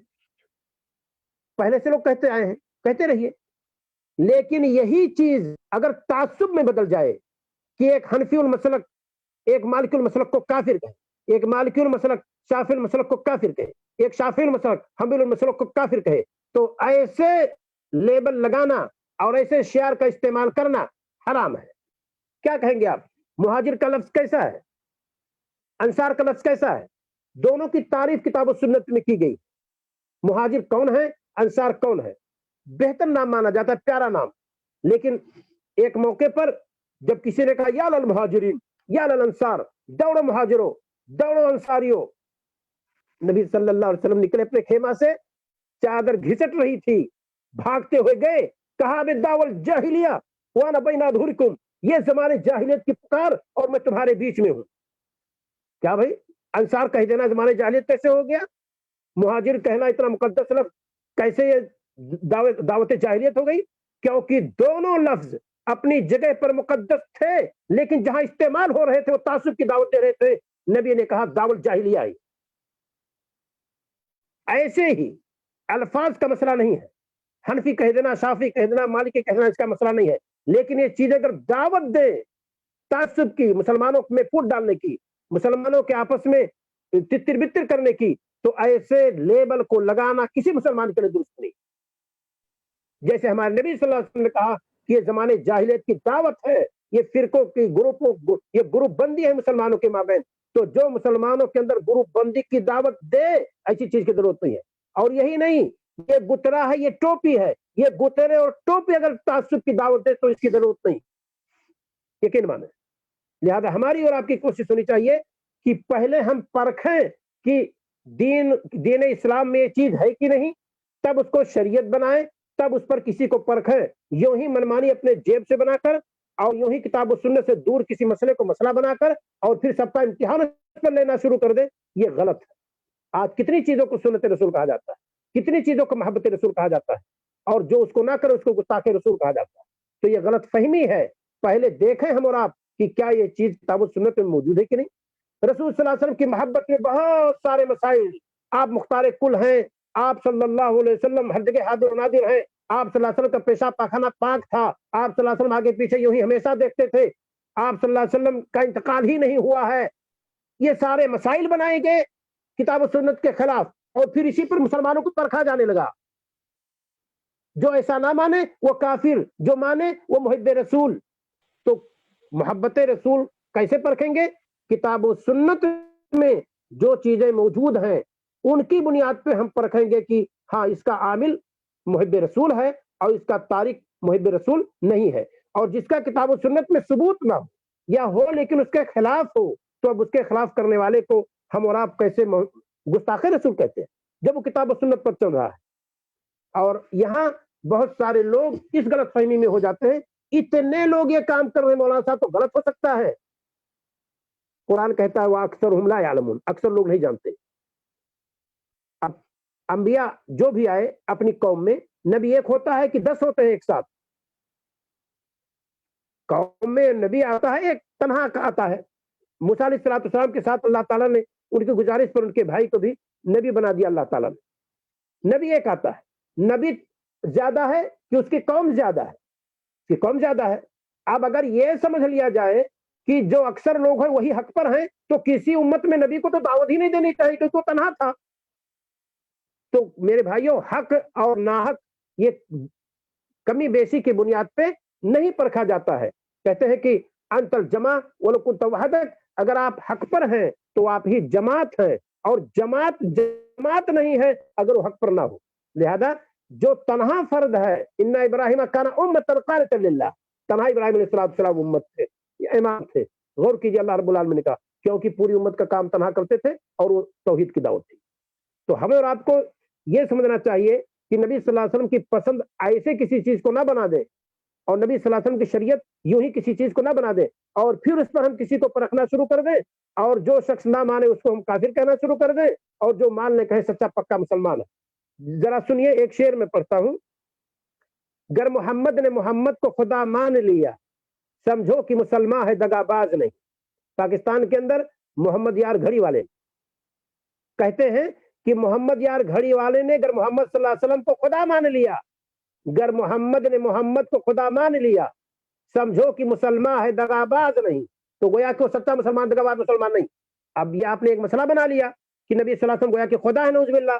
اب آپ جب نبی صلی اللہ علیہ وسلم کو خدا مانتے ہیں اور اسی کو محبت رسول کہتے ہیں، اور جو نبی صلی اللہ علیہ وسلم کو خدا نہ مانے وہ گویا کہ محب رسول نہیں ہے اور رسول کی پسند نہیں ہے، تو اس کو ایسے تھوڑی تسلیم کر لیا جائے گا. جب کتاب و سنت میں کسی کو کہا گیا ہو کہ ہاں یہ برحق ہے، تبھی پرکھا جائے گا نبی کی محبت، نبی کی پسند اور نبی کی ناپسند. لیکن آج کل لوگ اس کو نہیں سمجھتے ہیں اور یوں ہی کسی چیز کو شریعت بنا لیتے ہیں اور نبی کریم صلی اللہ علیہ وسلم کی محبت بنا لیتے ہیں اور پھر کام کرنا شروع کر دیتے ہیں، اور اسی کی بنیاد پر ولا اور برا کرتے ہیں، اور اسی کی بنیاد پر فتویٰ لگاتے ہیں کہ ہاں فلاں مسلمان ہے فلاں مسلمان نہیں. تو یہ بہت اہم مسئلہ ہے، اور اس کی طرف میں نے اس وجہ سے اشارہ کیا ہے خصوصی طور پر کہ یہاں آج کل بہت سارے لوگ اس طریقے پائے جاتے ہیں. اسی طریقے سے نبی صلی اللہ علیہ وسلم سے محبت نہیں، ولا وبرا کچھ نہیں. قومیت کے نام پر آج مسلمان اٹھتے ہیں. قومیت کے نام پر جو عقیدہ اور رسالت سب سے خالی ہو، فارغ ہو، کوئی دین دھرم کا کوئی مسئلہ ہی نہ ہو، یہ مسلمان کا وتیرہ نہیں ہے. مسلمان کا وتیرہ اللہ رب العالمین نے قرآن میں ذکر کیا ہے، جب ہم ان کو سلطنت دیتے ہیں تو صلاۃ قائم کرتے ہیں، دین یعنی صلاۃ کو قائم کرتے ہیں، یعنی دین اسلام کو نافذ کرتے ہیں. یہ اللہ رب العالمین نے ان کی تعریف کی ہے.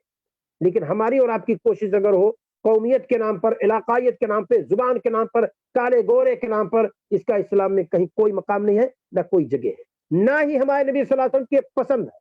عرب میں کوئی گروپ بنے ایسا، وہ بھی نہیں پسند ہے. عجم میں کوئی گروپ بنے، وہ بھی ہمارے نبی صلی اللہ علیہ وسلم کو پسند نہیں ہے کہ قومیت کے نام پر جھنڈے بلند کیے جائیں اور علاقائیت کے نام پر جھنڈے بلند کیے جائیں.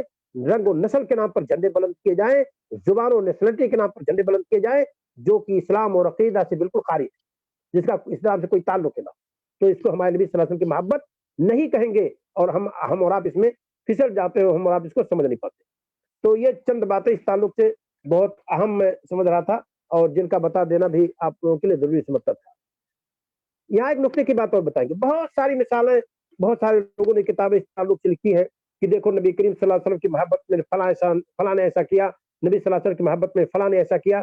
لیکن سارے واقعات میں تقریباً یہ چیز موجود ہے کہ جہاں انسانیت کو ٹھیس پہنچے اس سے ہمارے نبی صلی اللہ علیہ وسلم نے روکا ہے کہ ایسا نہیں کرنا ہے. ہم وہ نہیں ہے جو لوگ کرتے ہیں. ہمیں دلی طور پر کسی کو ٹھیس پہنچا کر کے ان کی اصلاح نہیں کرنی. ہم ایسے ان کو سر کر لیں گے پیار و محبت کے نام پہ کہ لوگوں کو پتہ بھی نہ چلے. ہمارے نبی صلی اللہ علیہ وسلم کے دشمن بھی آپ صلی اللہ علیہ وسلم کے پاس آ کر کے سرنگو ہو جاتے تھے, اور نبی کریم صلی اللہ علیہ وسلم کے ہاتھ میں اپنا ہاتھ رکھ دیتے تھے. تو ہمیں اور آپ کو چاہیے کہ ہم وہی طریقہ اپنائیں جو نبی کریم صلی اللہ علیہ وسلم کا طریقہ ہے.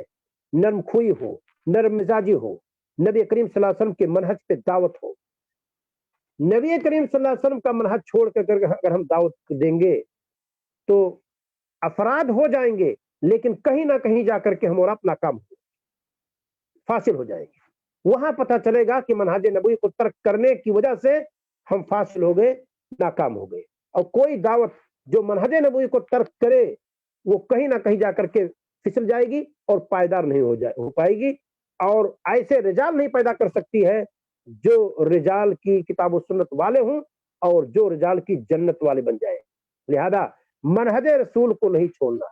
فإن خیر الحدیث کتاب اللہ, سب سے بہتر حدیث اللہ کی کتاب ہے. وہ خیر الحدی حدی محمد صلی اللہ علیہ وسلم, اور سب سے بہتر راستہ محمد صلی اللہ علیہ وسلم کا راستہ ہے. تو دعوت کے راستے میں بھی محمد صلی اللہ علیہ وسلم کی جو پسند ہے اسے ہم بنائیں. آج لوگوں نے اپنی پسند کی دعوت شروع کی ہے اور اسے نبی کی دعوت کہتے ہیں, اسے نبی کا منہج کہتے ہیں, جو کہ نبی صلی اللہ علیہ وسلم کے منہج سے ذرہ برابر بھی میل نہیں کھاتا ہے. گانا بجانا کے ذریعے سے, تھاپ ڈھول کے تھاپ پہ ناچ بجا کر کے نبی کریم صلی اللہ علیہ وسلم کی نعت کو ڈھول کے تھاپ پہ پڑھا جا رہا ہے, لڑکیاں تھرک رہی ہیں, اس کو نبی کریم صلی اللہ علیہ وسلم کی محبت اور نبی صلی اللہ علیہ وسلم کی پسند قرار دیا جا رہا ہے. کیوں کر ایسا ہو سکتا ہے؟ نبی کریم صلی اللہ علیہ وسلم کے ہاں بچیاں گاتی تھی, کس اعتبار سے گاتی تھی اس کو کسی نے سنا ہے؟ کہاں گاتی تھی کسی نے سنا ہے؟ اس پر دف کیسے بجتا تھا کسی نے سنا ہے؟ اس کے لیے فلمی ہیرو ہیروئن نہیں لائی جاتی تھی, اس کے لیے بالغ لڑکیاں لوگوں کے سامنے اسٹیج پر نہیں ناچتی تھی. بڑا سا اسٹیج سجا ہوا ہے, لکھ دیا گیا ہے محفل میلاد النبی, اور ڈھول اور ہارمونیم بج رہا ہے اور لڑکیاں مسلمانوں کی تھرک رہی ہیں. یہ کون سی محبت ہے؟ یہ کون سی ہمارے نبی صلی اللہ علیہ وسلم کی ذرا پسند ہے, ذرا بتلائیے. آ گئی خاتون پہن کر کے, کپڑا باریک تھا, کہا جب عورت اس عمر کو پہنچ جائے تو یہ ہے کپڑا اس کو زیب نہیں دیتا. یہ ہمارے نبی صلی اللہ علیہ وسلم نے رہنمائی کی. آج کل کس طرح کا کپڑا پہن کر کے ناچنا تو ویسے درست نہیں ہے. ایک غیر محرم کے سامنے عورت کا چہرہ کھول کر کے آنا درست نہیں ہے. کتنی جگہ میں کہہ چکا ہوں کہ علماء نے کہیں کہیں لکھا ہے کہ عورت کا چہرہ پردہ نہیں ہے, لیکن وہیں وہ کہتے ہیں کہ اگر اس پر زینت ہو, یعنی میک اپ کیا ہوا ہو اور عورت زیورات پہنے ہوئے ہو تو پردہ کرے, اور عورت کا چہرہ خود مرد کی نظر میں زینت ہے. لہذا عورت کو چہرہ چھپانا ہے تاکہ فتنے سے سامنے والا محفوظ رہے. اور آج ہم نے اور آپ نے یہ جائز قرار دیا ہے حب نبی کے نام پہ کہ خواتین آ کر کے اور ڈانس کریں اور نبی کریم صلی اللہ علیہ وسلم کے نام ترانہ اور نعت پڑھیں اور اسے محبت رسول کہا جائے. تو یہ نبی کی پسند نہیں ہے. کس نے کہا ہے کہ نبی کی پسند ہے؟ ایک شاعر رسول تھے حسان بن ثابت رضی اللہ عنہ, وہی شاعری کرتے تھے. اسٹیج لگایا جاتا تھا, بیٹھتے تھے, وہی شاعری کرتے تھے. اور شاعری کیا کی جاتی ہے؟ وہ حسان بن ثابت رضی اللہ عنہ کی طرح شاعری کی جاتی ہے. ایک شاعری یہی کی گئی ہے جو ہم نے ابھی پڑھی ہے. ایک شاعری یہ بھی کی گئی ہے کہ وہی جو مستوی عرش تھا خدا بن کر اتر پڑا ہے مدینہ میں مصطفیٰ بن کر. یہ بھی نبی کی پسند ہے کہ ہمارے نبی صلی اللہ علیہ وسلم مصطفیٰ کی شکل میں اللہ تعالیٰ عرش پہ اللہ تھے اور مدینہ میں اتر پڑے ہیں مصطفیٰ بن کر کے. یہ ہمارے نبی صلی اللہ علیہ وسلم کی پسند نہیں میرے بھائیوں. یہ آپ کی محبت میں وہ غلو ہے جو نصارہ نے کی تھی, جسے نبی صلی اللہ علیہ وسلم نے روکا ہے. نبی کی پسند کیا تھی؟ لا تطرونی کما اطرت النصارى عیسی ابن مریم، مجھے ایسے مت بڑھاؤ جیسے نصارہ نے ابن مریم کو بڑھا دیا۔ کیسے بڑھایا انہوں نے؟ کہا یا تو وہ لاہ ہے، یا تو 3 میں کا 1 ہے، یا تو 2 میں کا 1 ہے۔ یہ نصارہ نے کہا۔ پروتستان، ارتھوڈوکس اور کیتھولک، یہ تینوں ان کے مسالک ہیں، تینوں میں اس طرح کی باتیں کہی گئی، یا تو مسیح تنہا اللہ ہے، یا تو 2 میں کے 1 ہے، یا تو 3 میں کے 1 ہے۔ ہم نے کیا کیا؟ ہم نے بڑھا دیا۔ ہم نے جب یہ کہا کہ وہی جو مستوی عرش تھا خدا بن کر اتر پڑا ہے مدینہ میں مصطفیٰ بن کر، تو ہم یہود و نصارہ سے بڑھ گئے۔ نصارہ نے کہا کہ وہ یا تو اللہ ہے، یا تو اللہ کا بیٹا، یا تو 3 میں کا 1 ہے، یہ تو نصارہ نے کہا۔ اور جب ہم نے یہ کہا کہ جو مستوی تھا عرش پر وہی مدینہ میں مصطفیٰ بن کر اتر پڑا، تو ہم نے تو فرق ہی نہیں کیا، تو ہم تو بڑھ گئے، اور ہم اس کو کہتے ہیں نبی کی پسند ہے۔ ہمارے نبی صلی اللہ علیہ وسلم نے تو کہا تھا کہ ایسا مت بڑھاؤ، بلکہ کیا کہو، انما انا عبداللہ فقولوا عبداللہ ورسولہ، میں اللہ کا بندہ ہوں، اللہ کا بندہ اس کا رسول مجھے کہو۔ یہ انصاف ہے، یہ اعتدال ہے، یہ نبی کی پسند ہے۔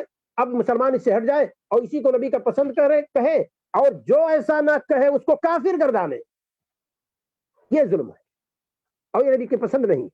لہذا ہمیں اور آپ کو اس اعتبار سے اس مسئلے کو پڑھنا اور سمجھنا ضروری ہے کہ نبی کی پسند کیا ہے اور نبی کی پسند کیا نہیں ہے۔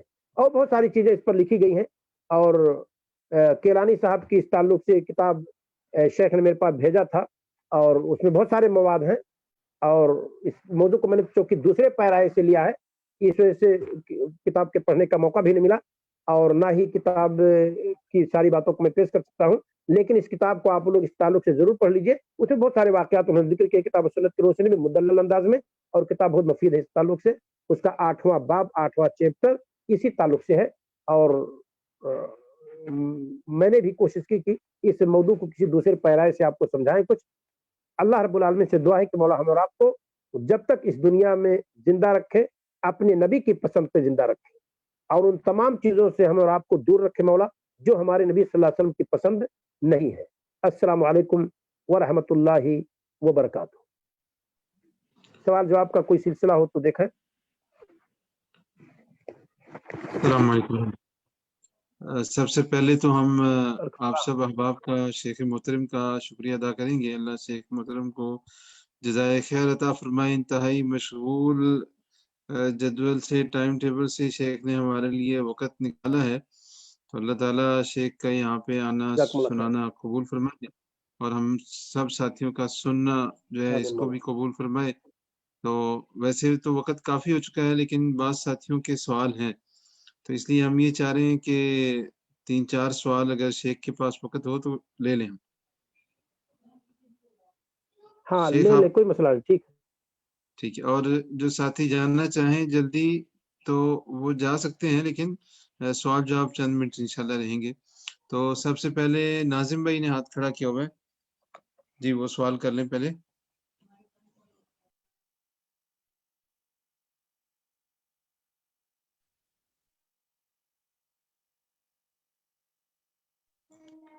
جی ناظم بھائی آپ کا مائک بند ہے، مائک آن کر کے سوال کریں آپ۔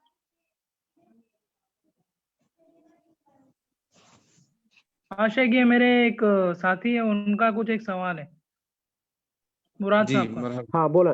جی السلام علیکم۔ بولو سوال پوچھو۔ وعلیکم السلام ورحمۃ اللہ وبرکاتہ۔ شیخ میرا سوال ہے، کیا آدمی فرض نماز کھڑے ہو کر پڑھتا ہے اور سنتیں کھڑے ہو کر پڑھتا ہے اور نفل نماز بیٹھ کر پڑھتا ہے؟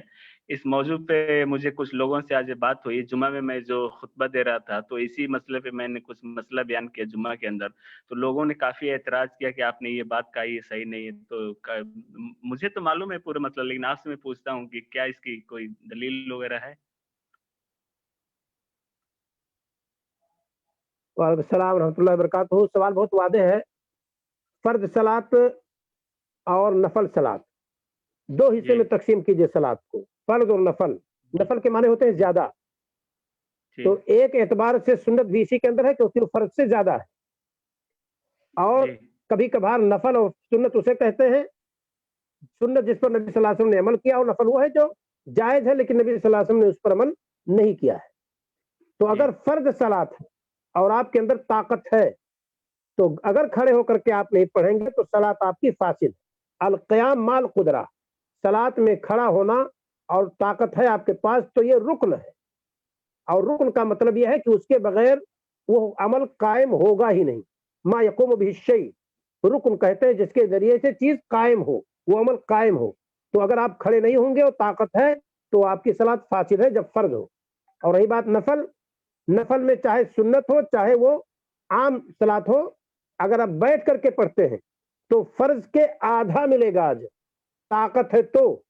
اور اگر معذور ہے، حالت صحت میں آپ کھڑے ہو کر پڑھتے تھے اور معذور ہے سنت بیٹھ کر پڑھتے ہیں تو آپ کو پورا اجر ملے گا گرچہ آپ بیٹھے ہیں. لیکن بغیر اجر کے اگر آپ بیٹھ کر کے پڑھتے ہیں تو آپ کو آدھا اجر ملے گا. سوال یہ ہے کہ جب پورا اجر ہے کھڑے ہو کر پڑھنے میں تو آپ آدھا اجر کیوں چاہتے ہیں؟ کل آپ کو ایک اجر کی ضرورت پڑ جائے گی تو کوئی دینے والا نہیں ہوگا. لہذا نبی کریم صلی اللہ علیہ وسلم نے جیسے ادا کی ہے ویسے ادا کیجیے. اگر بیٹھ کر آپ پڑھتے ہیں تو آدھا اجر ملے گا، صلاۃ فاسد نہیں ہوگی، لیکن اگر فرض ہوگی تو فاسد ہوگی. جی جزاک اللہ خیر. اور کوئی سوال؟ بارک اللہ فیکم. جی خالد بھائی کا سوال ہے ایک شاید اور ابھی. سوال ہے. جی ہاں بولیں.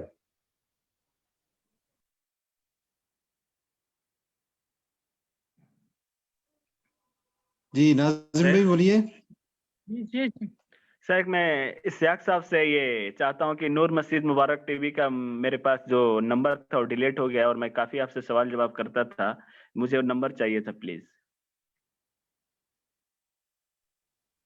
تو میرا نمبر ہے آپ کے پاس؟ نہیں ہے شیخ، نہیں ہے شیخ، تھا پہلے لیکن ابھی نہیں ہے، اس لیے میں آپ سے مانگ. میرا نمبر جی شیخ کا اگر لکھنا نمبر چاہیں تو فوری طور پر لکھ لیجیے. شیخ آپ کے نمبر ہم چیٹ میں شیئر کر دیتے ہیں جتنے ساتھیوں کو بھی چاہیے. ابھی ہم لکھ دیتے ہیں جو بھی ٹھیک ہے، ساتھی شیخ نوٹ سے کر لے لیں. لیجیے آپ لوگ، کوئی مسئلہ نہیں ہے. ہاں ٹھیک ہے. جزاک اللہ خیر. چلو دوسرا سوال. جزاک اللہ خیر. بارک اللہ فیکم.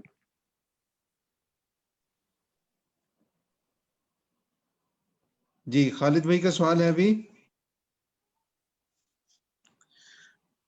السلام علیکم ورحمۃ اللہ وبرکاتہ. وعلیکم السلام ورحمۃ اللہ.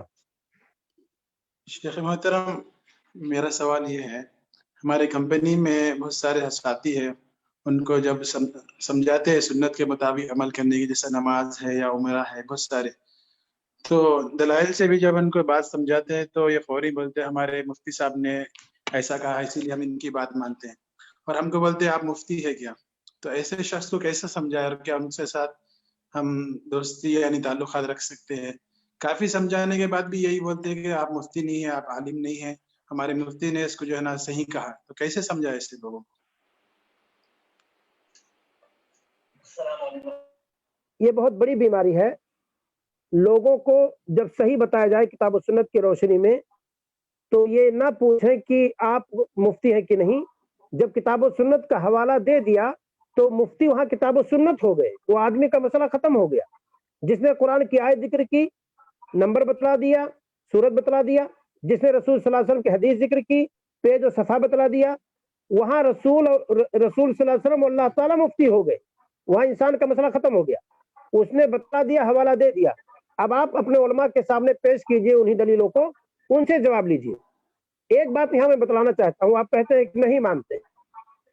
حق بتلانا ہماری اور آپ کی ذمہ داری، پہنچانا اور اسے قبول کروانا، لوگوں کے دل میں اتارنا، اس پر مطمئن کرنا، یہ اللہ تعالیٰ کا کام ہے. تو جو اللہ تعالیٰ کا کام ہے اس کو داعی کو چاہیے کہ اپنے ذمہ نہ لے. اپنے ذمہ صرف جس زبان کا سامنے والا سمجھنے والا ہے اس زبان میں، اور جو اللہ رب العالمین نے آپ کو علم دیا ہے اس علم کی روشنی میں امانت داری کے ساتھ حق کو ہماری ذمہ داری پہنچانے کی ہے، قبول کروانے کی قطار نہیں. لست علیہم بمسیطر، اے نبی آپ لوگوں پر دروغہ نہیں کہ مار مار کر سمجھا لیں گے. تو مفتی کی بات ایسے ہوتی ہے جیسے رسول کی بات ہوتی ہے، پیغام پہنچانا. قاضی کی بات ہوتی ہے جبرن منوانا. قاضی کا فیصلہ نہیں مانیں گے تو حکومت وہ گرفتار کر کے آپ کو جیل میں ڈال دے گی. لیکن مفتی کی بات دل مطمئن ہے تو مانیے، نہیں مطمئن ہے تو نہ مانیے. تو मानना ना मानना ये अल्लाह ताला करवाएगा। हमारी और आपकी जिम्मेदारी सिर्फ हक बात किताब और सुन्नत की रोशनी में पहुंचाना है। आप उसको पहुंचाइए, कहने दीजिए ये बीमारी है, और ये उन्हीं की बीमारियां होती हैं जो किताब और सुन्नत को बालातर नहीं समझते, उलमा की बातों, अपने लोगों की बातों, बादइमा की बातों को तरजीह देते हैं और किताब की तावील कर देंगे, सुन्नत को मनसूख करार देंगे। तो ये गलत मनहज है, ये रसूल सल्लल्लाहु अलैहि वसल्लम का मनहज नहीं है। इसी वजह से इस पहलू से मैंने आज के इस टॉपिक को लिया है कि हम जाने तो मोहब्बत रसूल क्या है, कि जहां रसूल सल्लल्लाहु अलैहि वसल्लम की बात हो वहां दूसरे के कौल किरदार को आगे कर दें, फिर भी मोहब्बत रसूल पर समझे कि धब्बा नहीं आया, गलत है ये। तो आपका जवाब यह है कि आप बात किताब सुन्नत की रोशनी में कहिए और कबूल करवाना और ना करवाना ये अल्लाह के जिम्मा छोड़ दीजिए। और अल्लाह रब्बुल आलमीन ने कहा क्या, इन्नका ला तहदी मन अहबब्ता वलाकिन्नल्लाह यहदी मन यशा। आप जिसको चाहे हिदायत की तौफीक नहीं दे सकते, हिदायत की तौफीक अल्लाह जिसको चाहेगा देगा। और कोई सवाल? शेख साहब मैं ये भी सवाल पूछा था, अब ये इनसे हमारा जो है ना ताल्लुकात कैसे होना चाहिए, सलाम वगैरह उनको कर सकते हाँ हैं नहीं, क्या? ताल्लुकात आपके बिल्कुल रहेंगे। आप उनसे कतई ताल्लुक नहीं करेंगे, वरना दूसरे लोग जुड़ेंगे और आपको उनसे दूर कर देंगे। आप दावत देते रहिए, उनकी गालियां सुनते रहिए और उनकी नजरों के कंखियों के इशारों को आप बर्दाश्त करते रहिए। हर पल पर अल्लाह ताला आपको अजर देगा। और अगर आप बाइकाट होंगे तो फरिश्ते नहीं आएंगे दावत देने, नबी अब नहीं आएंगे दावत देने। कहते हैं कि मौज है दरिया में, बैरून दरिया कुछ नहीं, उन्हीं के बीच में रहिए, आप दावत देते रहिए। और आज बाइकाट का कोई फायदा नहीं है। बाइकाट का फायदा मदीना में था कि जब 3 सहाबा को नबी सल्लल्लाहु अलैहि वसल्लम ने बाइकाट किया तो ज़ाक़त अलैहिमुल अर्द बिमा रहबत, मदीना की जमीन उनके लिए तंग हो गई वसी होने के बावजूद। और आज आप कटेंगे, दूसरे जुड़ेंगे और बंदे को गुमराह कर देंगे, आपसे दूर कर देंगे, आपकी दावत फिर नाकाम हो जाएगी। लिहाजा आप दावत देते रहिए, उन्हीं के बीच में रहिए, आपके अजर में कोई कमी नहीं आएगी। जज़ाकल्लाह खैर शेख साहब, अल्लाह आपको जज़ा खैर। अस्सलाम वालेकुम शेख साहब। वालेकुम सलाम व रहमतुल्लाह। शेख साहब मेरे 2 सवाल हैं। एक तो ये कि मेरा एक हादसा यहाँ पे सऊदी अरेबिया में हुआ था, तो उसमें 2 आदमियों की डेथ हो गई थी। तो उस सिलसिले में मेरी तकरीबन 3 साढ़े 3 माह राउंड अबाउट 4 माह मेरी कैद थी। लेकिन जो हुक्म हुआ है उस हुक्म पे वो जो 2 माह के रोजे 4 माह के रोजे रखने हैं वो नहीं लिखा हुआ, और ना ही शेख ने मुझे वो हुक्म दिया है। तो इस सिलसिले में थोड़ी सी रहनुमाई कीजिए। और दूसरा सवाल ये है कि हम मस्जिद किसी भी मतलब मकतब फिक्र की मस्जिद में जाते हैं नमाज पढ़ने, या कोई सी भाई को देखें तो कोई वो ऐसा अमल कर रहा है जो कुरान हदीस से साबित नहीं है, जैसे कि नमाज के बाद कलमा पढ़ते हैं, या हम एक जनाजा में शामिल हैं तो वो 7 कलमा शहादत का अलम बुलंद करते हैं, तो ऐसे इस तरह पढ़ते रहते हैं। लेकिन हमारे पास ये सबूत नहीं है, दलील पूरी याद नहीं है, भूले हुए हैं या मतलब माइंड से गुजर गई है या याद नहीं है, तो हम उनको रोक के बता नहीं सकते कि ये यहाँ से गलत है यहाँ से सही है। तो क्या हम उस टाइम पे भी उनकी उस बात का इनकार करें, कोई भी ऐसे अमल जो? प्लीज रहनुमाई करें, जज़ाकल्लाह। चलो बारकल्लाह फीकुम। पहला सवाल आपका यह है कि आपके हाथों खतान 2 आदमी कत्ल हो गए, गाड़ी से दब गए, मर्डर हो गया, कैसे हुआ? जी वो मेरी गाड़ी में बैठे थे, मेरा भी एक्सीडेंट हुआ, मेरी मतलब मैं बच गया, काफी जख्मी था काफी दिनों के बाद, तो उनकी 2 की डेथ हो गई। मेरे साथ मैं खुद ड्राइव कर रहा था, वो मेरे दोस्त थे, हम इकट्ठे कहीं इंटरव्यू देने जा रहे थे, ऐसे हुआ।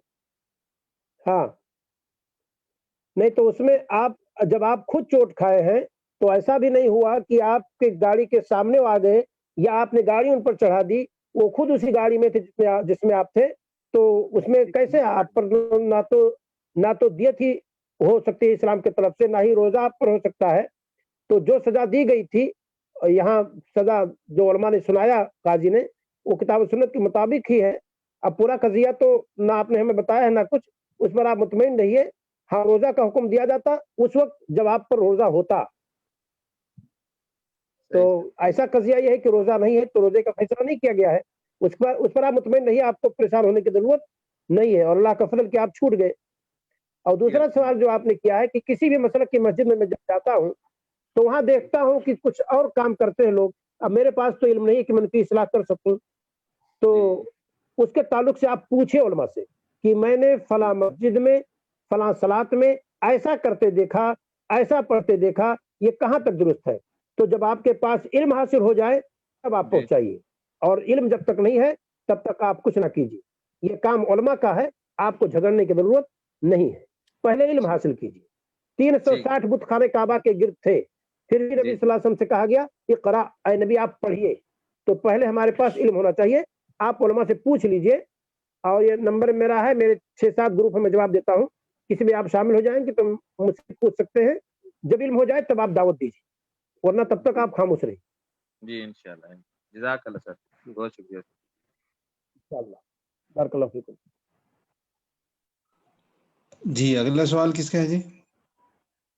ہلو السلام علیکم شیخ. وعلیکم السلام ورحمۃ اللہ. جی خیریت شیخ؟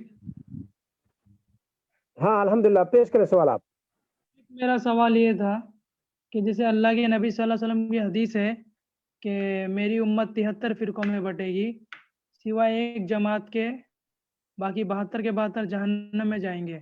لیکن آج کئی لوگ مطلب 4 امام کے نام سے 4 مسلک بناتے, تو یہ اس کے بارے میں سمجھ نہیں آتی, کچھ تھوڑا وضاحت کرے شیخ, جزاک اللہ خیر.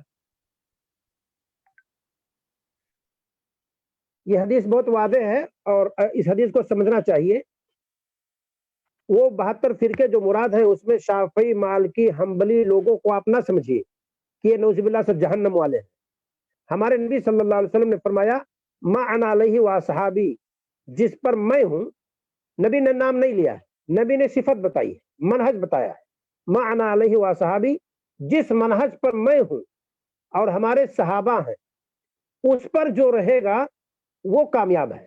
لیبل گرچہ کچھ لگا ہوا ہے, لیکن اگر وہ کتاب و سنت پر عمل کرتا ہے, گرچہ اس پر لیبل لگا ہوا حنفی المسلک, اس پر لیبل لگا ہوا حنبلی المسلک, اس پر لیبل لگا ہوا ہے مالکی المسلک, لیکن منہج نبوی ہے کہ کتاب و سنت کو بالادستی حاصل ہے, کتاب و سنت کے مطابق عمل کرتے ہیں. ٹھیک ہے, کوئی حدیث نہیں پہنچی, ضعیف پہنچی, ضعیفی پر عمل کر لیے, لیکن یہ سمجھ کر کے عمل کیے کہ نبی صلی اللہ علیہ وسلم کی سنت ہے, تو اس وجہ سے ان کو نہیں کہا جائے گا کہ اس گروپ میں, کامیاب گروپ میں نہیں ہے. تو ہم اور آپ یہ جانیں کہ جو نبی صلی اللہ علیہ وسلم کے منہج پر رہے گا اور جو نبی کریم صلی اللہ علیہ وسلم کے بعد صحابہ جو تھے اس منہج پر رہے گا, اسی پر جو گروپ رہے وہی کامیاب ہے. کوئی چاہے اہل حدیث ہی کا لیبل کیوں نہ لگا لے اور کام کرے کتاب و سنت کے خلاف, تو اس کو نہیں کہا جائے گا ما انا علیہ واصحابی. نام سے کچھ ہوتا جاتا نہیں. پیور شراب کا ڈبہ ہے, انگوری شراب, اس پر لکھ دیجئے گھی کا ڈبہ, پیور گھی, وہ گھی ہو جائے گا؟ پتہ نہیں. تو زندگی بھر ہم بدعت و خرافات کریں اور اس کے بعد کہیں اہل سنت والجماعت, تو لیبل لگانے سے اہل سنت والجماعت ہو جاتے ہیں. تو ما انا علیہ واصحابی ایک منہج ہے, ایک طریقہ ہے, ایک میتھڈ ہے. ہمارے نبی صلی اللہ علیہ وسلم نے فرمایا کہ جس پر میں ہوں. کس پر تھے نبی؟ وہ موطا امام مالک کی روایت ہے, ترکتو فیکم امرین, 2 چیز آپ کے بیچ میں چھوڑتا ہوں, لن تضلوا ما تمسکتم بہما کتاب اللہ و سنتی, ہرگز گمراہ نہیں ہوگے جب تک ان دونوں کو پکڑے رہو گے. ایک اللہ کی کتاب, دوسرے نبی صلی اللہ علیہ وسلم کی سنت. اور اتر تو اہل بیتی بعض روایات میں جو آیا ہے وہ اہل سنت, اہل بیت جو کتاب و سنت پر ہیں, اگر کوئی انہی کے پیچھے چلے گا تو کتاب و سنت ہی پر رہے گا. اور جو اپنے آپ کو یوں ہی اہل بیت کہتے ہیں, وہ صحابہ کو گالی دیتے ہیں, خود اہل بیت کی نہیں مانتے ہیں, وہ اہل بیت تو نہیں ہے, وہ سب خرافات. لہذا جو نبی صلی اللہ علیہ وسلم کے منہج پر رہے, اور نبی صلی اللہ علیہ وسلم کا منہج کتاب و سنت ہے, کتاب و سنت پر جو زندگی گزارے گا اس کا راستہ جنت کا راستہ ہے. اور جو ہٹے, لیبل کچھ بھی لگائے رکھے, اس کا راستہ جنت کا راستہ نہیں ہے. لہذا لیبل پر مت جائیے, منہج پہ جائیے, نام پہ مت جائیے, منہج پہ جائیے. ہمارے نبی صلی اللہ علیہ وسلم نے منہج کی بات کی ہے, نام کی بات نہیں کہی. ایک علاقہ میں ایک بہت اہم بات ہے, ایک علاقہ میں میں 3 سال رہا ہندوستان کے. 15 شعبان کی مناسبت سے اہل حدیث گھروں میں 28 بدعات میں نے لکھی. وہاں کے بچے پڑھتے تھے میرے پاس, تو پوچھا کہ 15 شعبان کی مناسبت سے آپ لوگ کیا کرتے ہیں؟ تو پکے سچے اپنے آپ کو اہل حدیث گردانتے تھے, اور پتہ چلا کہ 28 بدعات 15 شعبان کی مناسبت سے, اور اپنے آپ کو اہل حدیث کہتے ہیں. بتایا میں نے, سب نے توبہ کیا کہ اگر کتاب و سنت میں نہیں, ہمیں بالکل نہیں کرنا ہے. پوری ڈسٹرکٹ کے لوگوں نے توبہ کر لیا الحمدللہ. تو جو کتاب و سنت پر ہو وہی کامیاب ہے, اور نام اگر خالی مسلمان اپنا آپ کا کہتا ہے, اہل حدیث کہتا ہے, اہل سنت جماعت کا کہتا ہے, سلفی کہتا ہے, تو وہ کامیاب ہے. منہج صحیح ہونا چاہیے. اور یہ ایک اس گروپ میں اس وقت بہت سارے لوگ سن رہے ہوں گے, حنفی, مالکی, شافعی, حنبلی لوگوں کو آپ اس گروپ میں نہ لے جائیے گا قطعاً جو گروپ جہنم کی طرف جانے والے ہیں. سب کا محور کتاب و سنت ہے, لیکن اجتہاد ائمہ پر عمل کرتے ہیں, ان کو رجوع کرنا چاہیے, رجوع کتاب و سنت کی طرف رجوع کرنا چاہیے, اور ائمہ سے اگر کہیں غلطی ہوئی ہے تو اس کو چھوڑ دینا چاہیے. کلنا یؤخذ من قولہ ویرد, ہم میں سے ہر کوئی اس کی بات لی جا سکتی ہے, چھوڑی بھی جا سکتی ہے. امام مالک رحمہ اللہ نے کہا الا صاحب هذا القبر, مگر اس قبر والا. امام ابو حنیفہ رحمہ اللہ نے کہا اذا صح الحدیث فهو مذهبی, جب صحیح حدیث ہو تو میرا مذہب ہے. علامہ ناصر الدین البانی رحمہ اللہ کہتے ہیں یہ ہے بات, جب صحیح حدیث ہو تو میرا مذہب ہے, تقریباً تمام بڑے ائمہ سے ثابت. تو جب امام مالک رحمہ اللہ کہیں یہ, امام احمد بن حنبل رحمہ اللہ کہیں لا تقلدونی, میری تقلید مت کرو, ولا تقلدوا مالک ولا شافعی ولا اوزاعی بل خذوا من حيث اخذوا, نہ مالک نہ شافعی کے نہ اوزاعی کی تقلید کرو بلکہ وہیں سے لو جہاں سے انہوں نے لیا ہے. امام شافعی رحمہ اللہ کہیں اذا تعارض کلامی بکلام اللہ والرسول فاضربوا بکلام الحائط, میری بات اللہ اس کے رسول کی بات سے ٹکرائے تو میری بات دیوار سے مار دو. تو سارے ائمہ کی دعوت یہی ہے کہ کتاب و سنت کو لو. تو آج کل کے جو لوگ اپنے آپ کو حنفی, مالکی, شافعی کہتے ہیں, ان کو چاہیے کہ کتاب و سنت کی طرف رجوع کریں, کیونکہ ان کے امام کا مسلک کتاب و سنت ہی تھا. جزاکم اللہ خیر. اور کوئی سوال؟ شیخ جزاک اللہ فیس خیر بک سے شیخ ہمارے ساتھ جو ساتھی فیس بک پہ دیکھ رہے ہیں, تو ایک سوال وہاں سے آیا ہے. عبد الرحمان بھائی ہیں, وہ کہتے ہیں ہاں کہ پڑھ دیجئے. جی, ایک مسلمان جو نماز نہیں پڑھتا, اس کا عادتاً بے نماز ہے, نماز چھوڑنے کی عادت ہے اسے, مگر اس کا عقیدہ درست ہے, شرک سے پاک ہے, تو کیا وہ ہمیشہ کے لیے جہنم میں جائے گا, کفر اور مشرک کی طرح, کافر اور مشرک کی طرح؟ یہ سوال ہے. دیکھیے, تارک صلاۃ کے بارے میں کبار علماء کا اختلاف ہے, اور علماء عرب تقریباً سب کا اتفاق ہے کہ تارک صلاۃ کافر ہے. علامہ ناصر الدین البانی رحمہ اللہ کہتے ہیں نہیں, کیونکہ اللہ کے رسول صلی اللہ علیہ وسلم نے فرمایا کہ جو بندہ کہا اشہد ان لا الہ الا اللہ واشہد ان محمد عبدہ ورسولہ وان عیسیٰ ابن مریم عبداللہ ورسولہ وکلمۃ القاها الی مریم وروح منہ والجنۃ حق والنار حق ادخلہ اللہ الجنہ علی ما کان من العمل, جس نے یہ کلمہ کہہ لیا اور یہ عقیدہ رکھ لیا کہ جنت حق ہے, جہنم حق ہے, اللہ تعالیٰ اسے جنت میں داخل کرے گا علی ما کان من العمل, عمل جو بھی ہو. تو اس حدیث کو دلیل بنا کر کے وہ کہتے ہیں کہ ہمیشہ جہنم میں رہنے کی بات نہیں کہی جائے گی. ہاں, ترک صلاۃ کی وجہ سے جرم ہوا ہے, اس میں کوئی شک نہیں, تو اس کو بھگتنے کے بعد آخری میں کلمہ کی وجہ سے وہ جنت میں جائے گا. دوسری دلیل وہ دیتے ہیں کہ, اور یہ بہت ہی اہم ہے, اور اس کو حافظ ابن حجر رحمہ اللہ نے فتح الباری کے اندر شروع میں ذکر کیا کہ اعمال صلاۃ اعمال ہے کہ عقیدہ ہے. صلاۃ جو ہے, اقامت صلاۃ, یہ عمل ہے کہ عقیدہ ہے؟ کہتے ہیں عمل ہے. تو کہتے ہیں کہ عمل ایمان کے لیے صحت کی دلیل ہے کہ کمال کی دلیل ہے. یعنی عمل ایمان میں صحت ایمان کی دلیل ہے کہ صحت ایمان کی شرط ہے کہ کمال کی شرط ہے. یعنی عمل نہ رہے تو ایمان ہی نہیں ہے, کہ عمل نہ رہے تو کمال ایمان نہیں ہے. تو اسی کو مسئلے کو راجح قرار دیا ہے ابن حجر رحمہ اللہ نے کہ اگر عمل نہ رہے تو کمال ایمان نہیں ہے, عمل اگر نہ رہے تو کمال ایمان نہیں ہے. تو کہتے ہیں کہ جب صلاۃ عمل ہے تو اگر عمل میں نقص ہے تو گویا کہ کمال ایمان نہیں ہے, پورے طور پر ایمان کی نفی تو نہیں کی جائے گی. اور کہتے ہیں کہ پورے طور پر عمل نہ ہونے کی وجہ سے ایمان کی نفی یہ معتزلہ کا مسئلہ ہے, یہ اہل سنت والجماعت کا مسئلہ نہیں ہے. وہ کہتے ہیں فاسق ہوگا, اور فاسق کا مطلب کافر نہیں ہوتا ہے. اور میں اپنے ناقص علم کی روشنی میں اسی کو راجح سمجھتا ہوں کہ مخلد فی النار اسے نہ کہا جائے. اور ہندوستان جہاں پاکستان جہاں ہر فیلڈ میں ہر گلی میں ہر جگہ دعوت نہیں ہے, لوگوں کو سمجھانے والے لوگ نہیں ہیں, وہاں میں اور دیگر جگہوں میں فرق کیا جائے. جہاں کتاب و سنت کے دروس صبح شام چل رہے ہیں, جہاں کتاب و سنت کی اہمیت بتائی جا رہی ہے, جہاں صلاۃ کی اہمیت بتائی جا رہی ہے, تو وہاں کا مسئلہ الگ رکھا جائے گا. اور جہاں لوگ اتنا کوتاہ ہوں, اتنی اہمیت لوگ نہ بیان کرتے ہوں, یہاں علماء سمجھانے والے نہ ہوں, تو وہاں کے لوگوں پر کفر کا فتویٰ لگانا تو پورے گاؤں کے لوگوں کو کافر کا فتویٰ لگانا پڑے گا. تو یہ سب مسائل ہیں. بہرحال اختلافی مسئلہ ہے. اگر کوئی چھوڑتا ہے صلاۃ تو خطرے سے خالی نہیں, گرچہ ہم کافر نہ کہیں, ہم اصول و ضابطے کی روشنی میں کافر نہ کہیں, لیکن پھر بھی تارک صلاۃ خطرے میں ہے. واللہ اعلم بالصواب.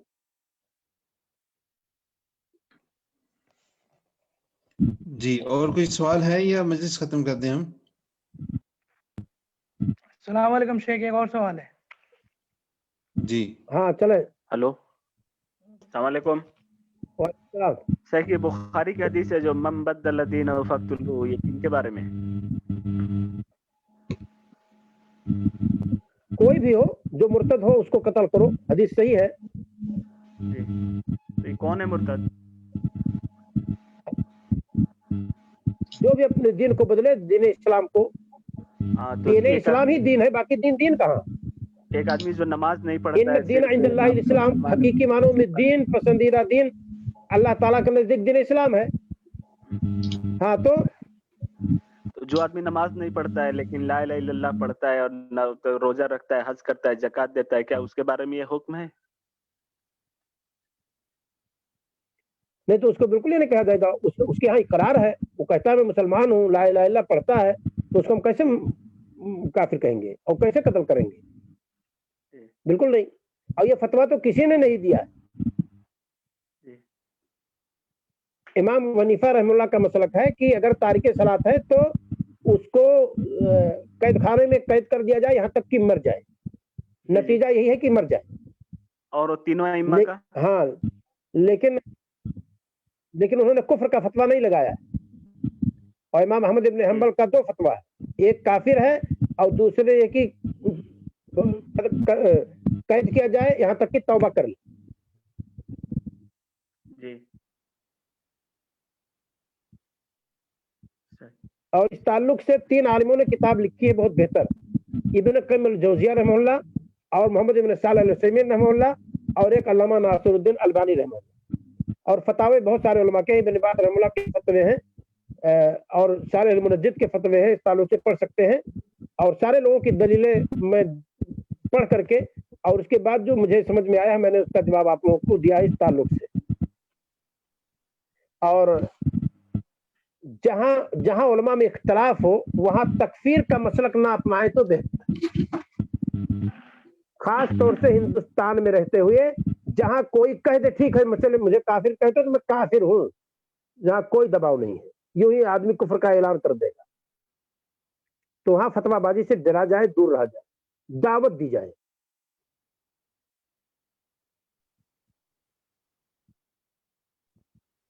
جزاک اللہ خیر شیخ.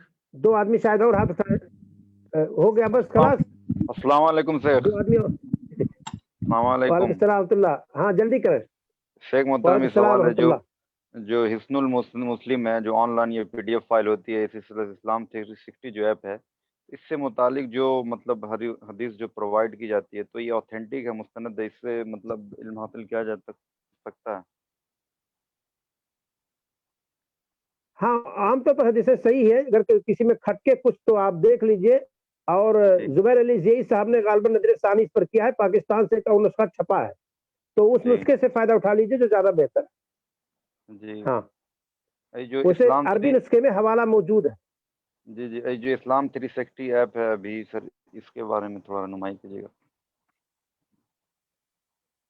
اسلام 360 اسلام 360 نام سے ایپلیکیشن ہے, اس میں قرآن کی تفاسیر بھی ہے, مختلف کوئی مکتب فکر کی, ہاں اور جو حدیث کوئی کی. ویب سائٹ ہے ایسا, اور جی, میں نے تو اس کو نہیں پڑھا ہے, نہ موقع ایسا ملا, لیکن بعض جی علماء نے تصدیق کی ہے جو قابل اعتماد ہیں. जी जी कहीं से भी लीजिए, मेरा कहना जी यह है, कहीं जी से सर लीजिए, तहकीक करके लीजिए, क्योंकि इंसानी अमल है, गलती हो जी सकती है।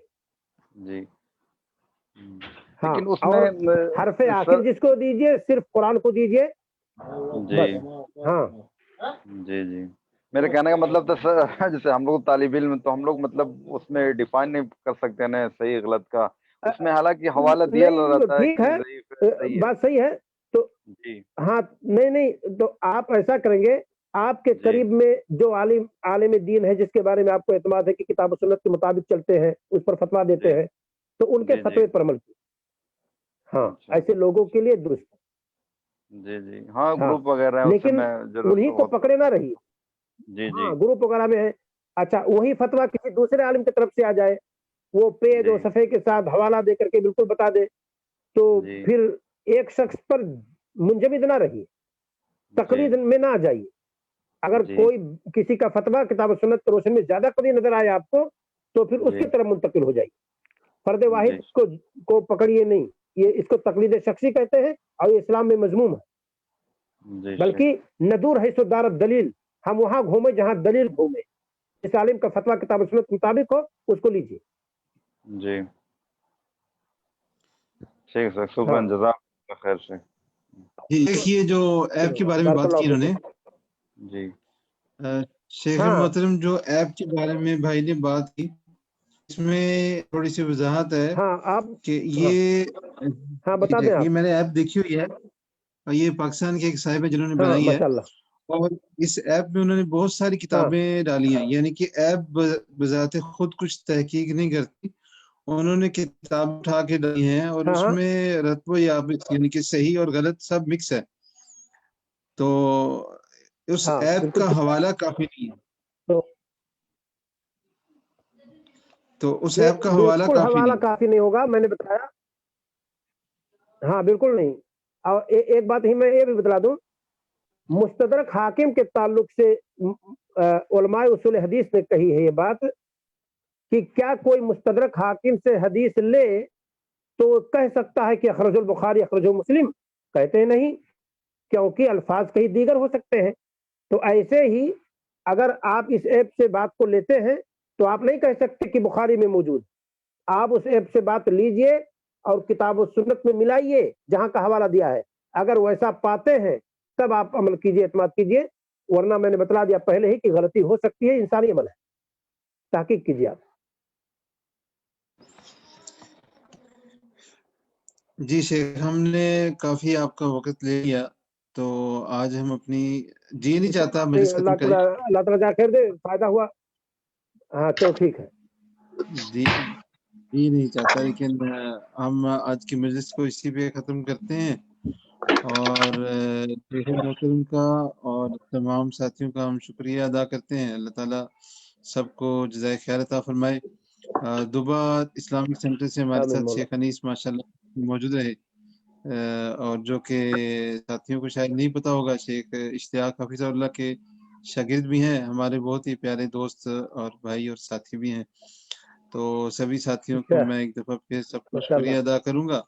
इंशाल्लाह आगे हमारे बाकी अभी 3 से 4 दुरूस हैं। शेख आरिफ जवेद मोहम्मदी और डॉक्टर उबैदुर रहमान मोहसिन, डॉक्टर अब्दुल बासित हाफिज़हुमुल्लाह, इन मशाइख के इंशाल्लाह दुरूस अभी चलते रहेंगे।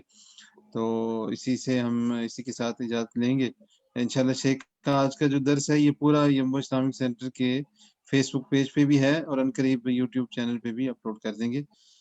जिस भाई को शेख का नंबर चाहिए हो, मैंने चैट में इंशाल्लाह। शेयर कर दिया है, मजीद मुझसे वो ले सकते हैं। जज़ाकुमुल्लाह खैर। शेख आप मजलिस की कफ़ारे मजलिस की दुआ पढ़ लीजिए, बारकल्लाह और फीकुम। आमीन। शुक्र से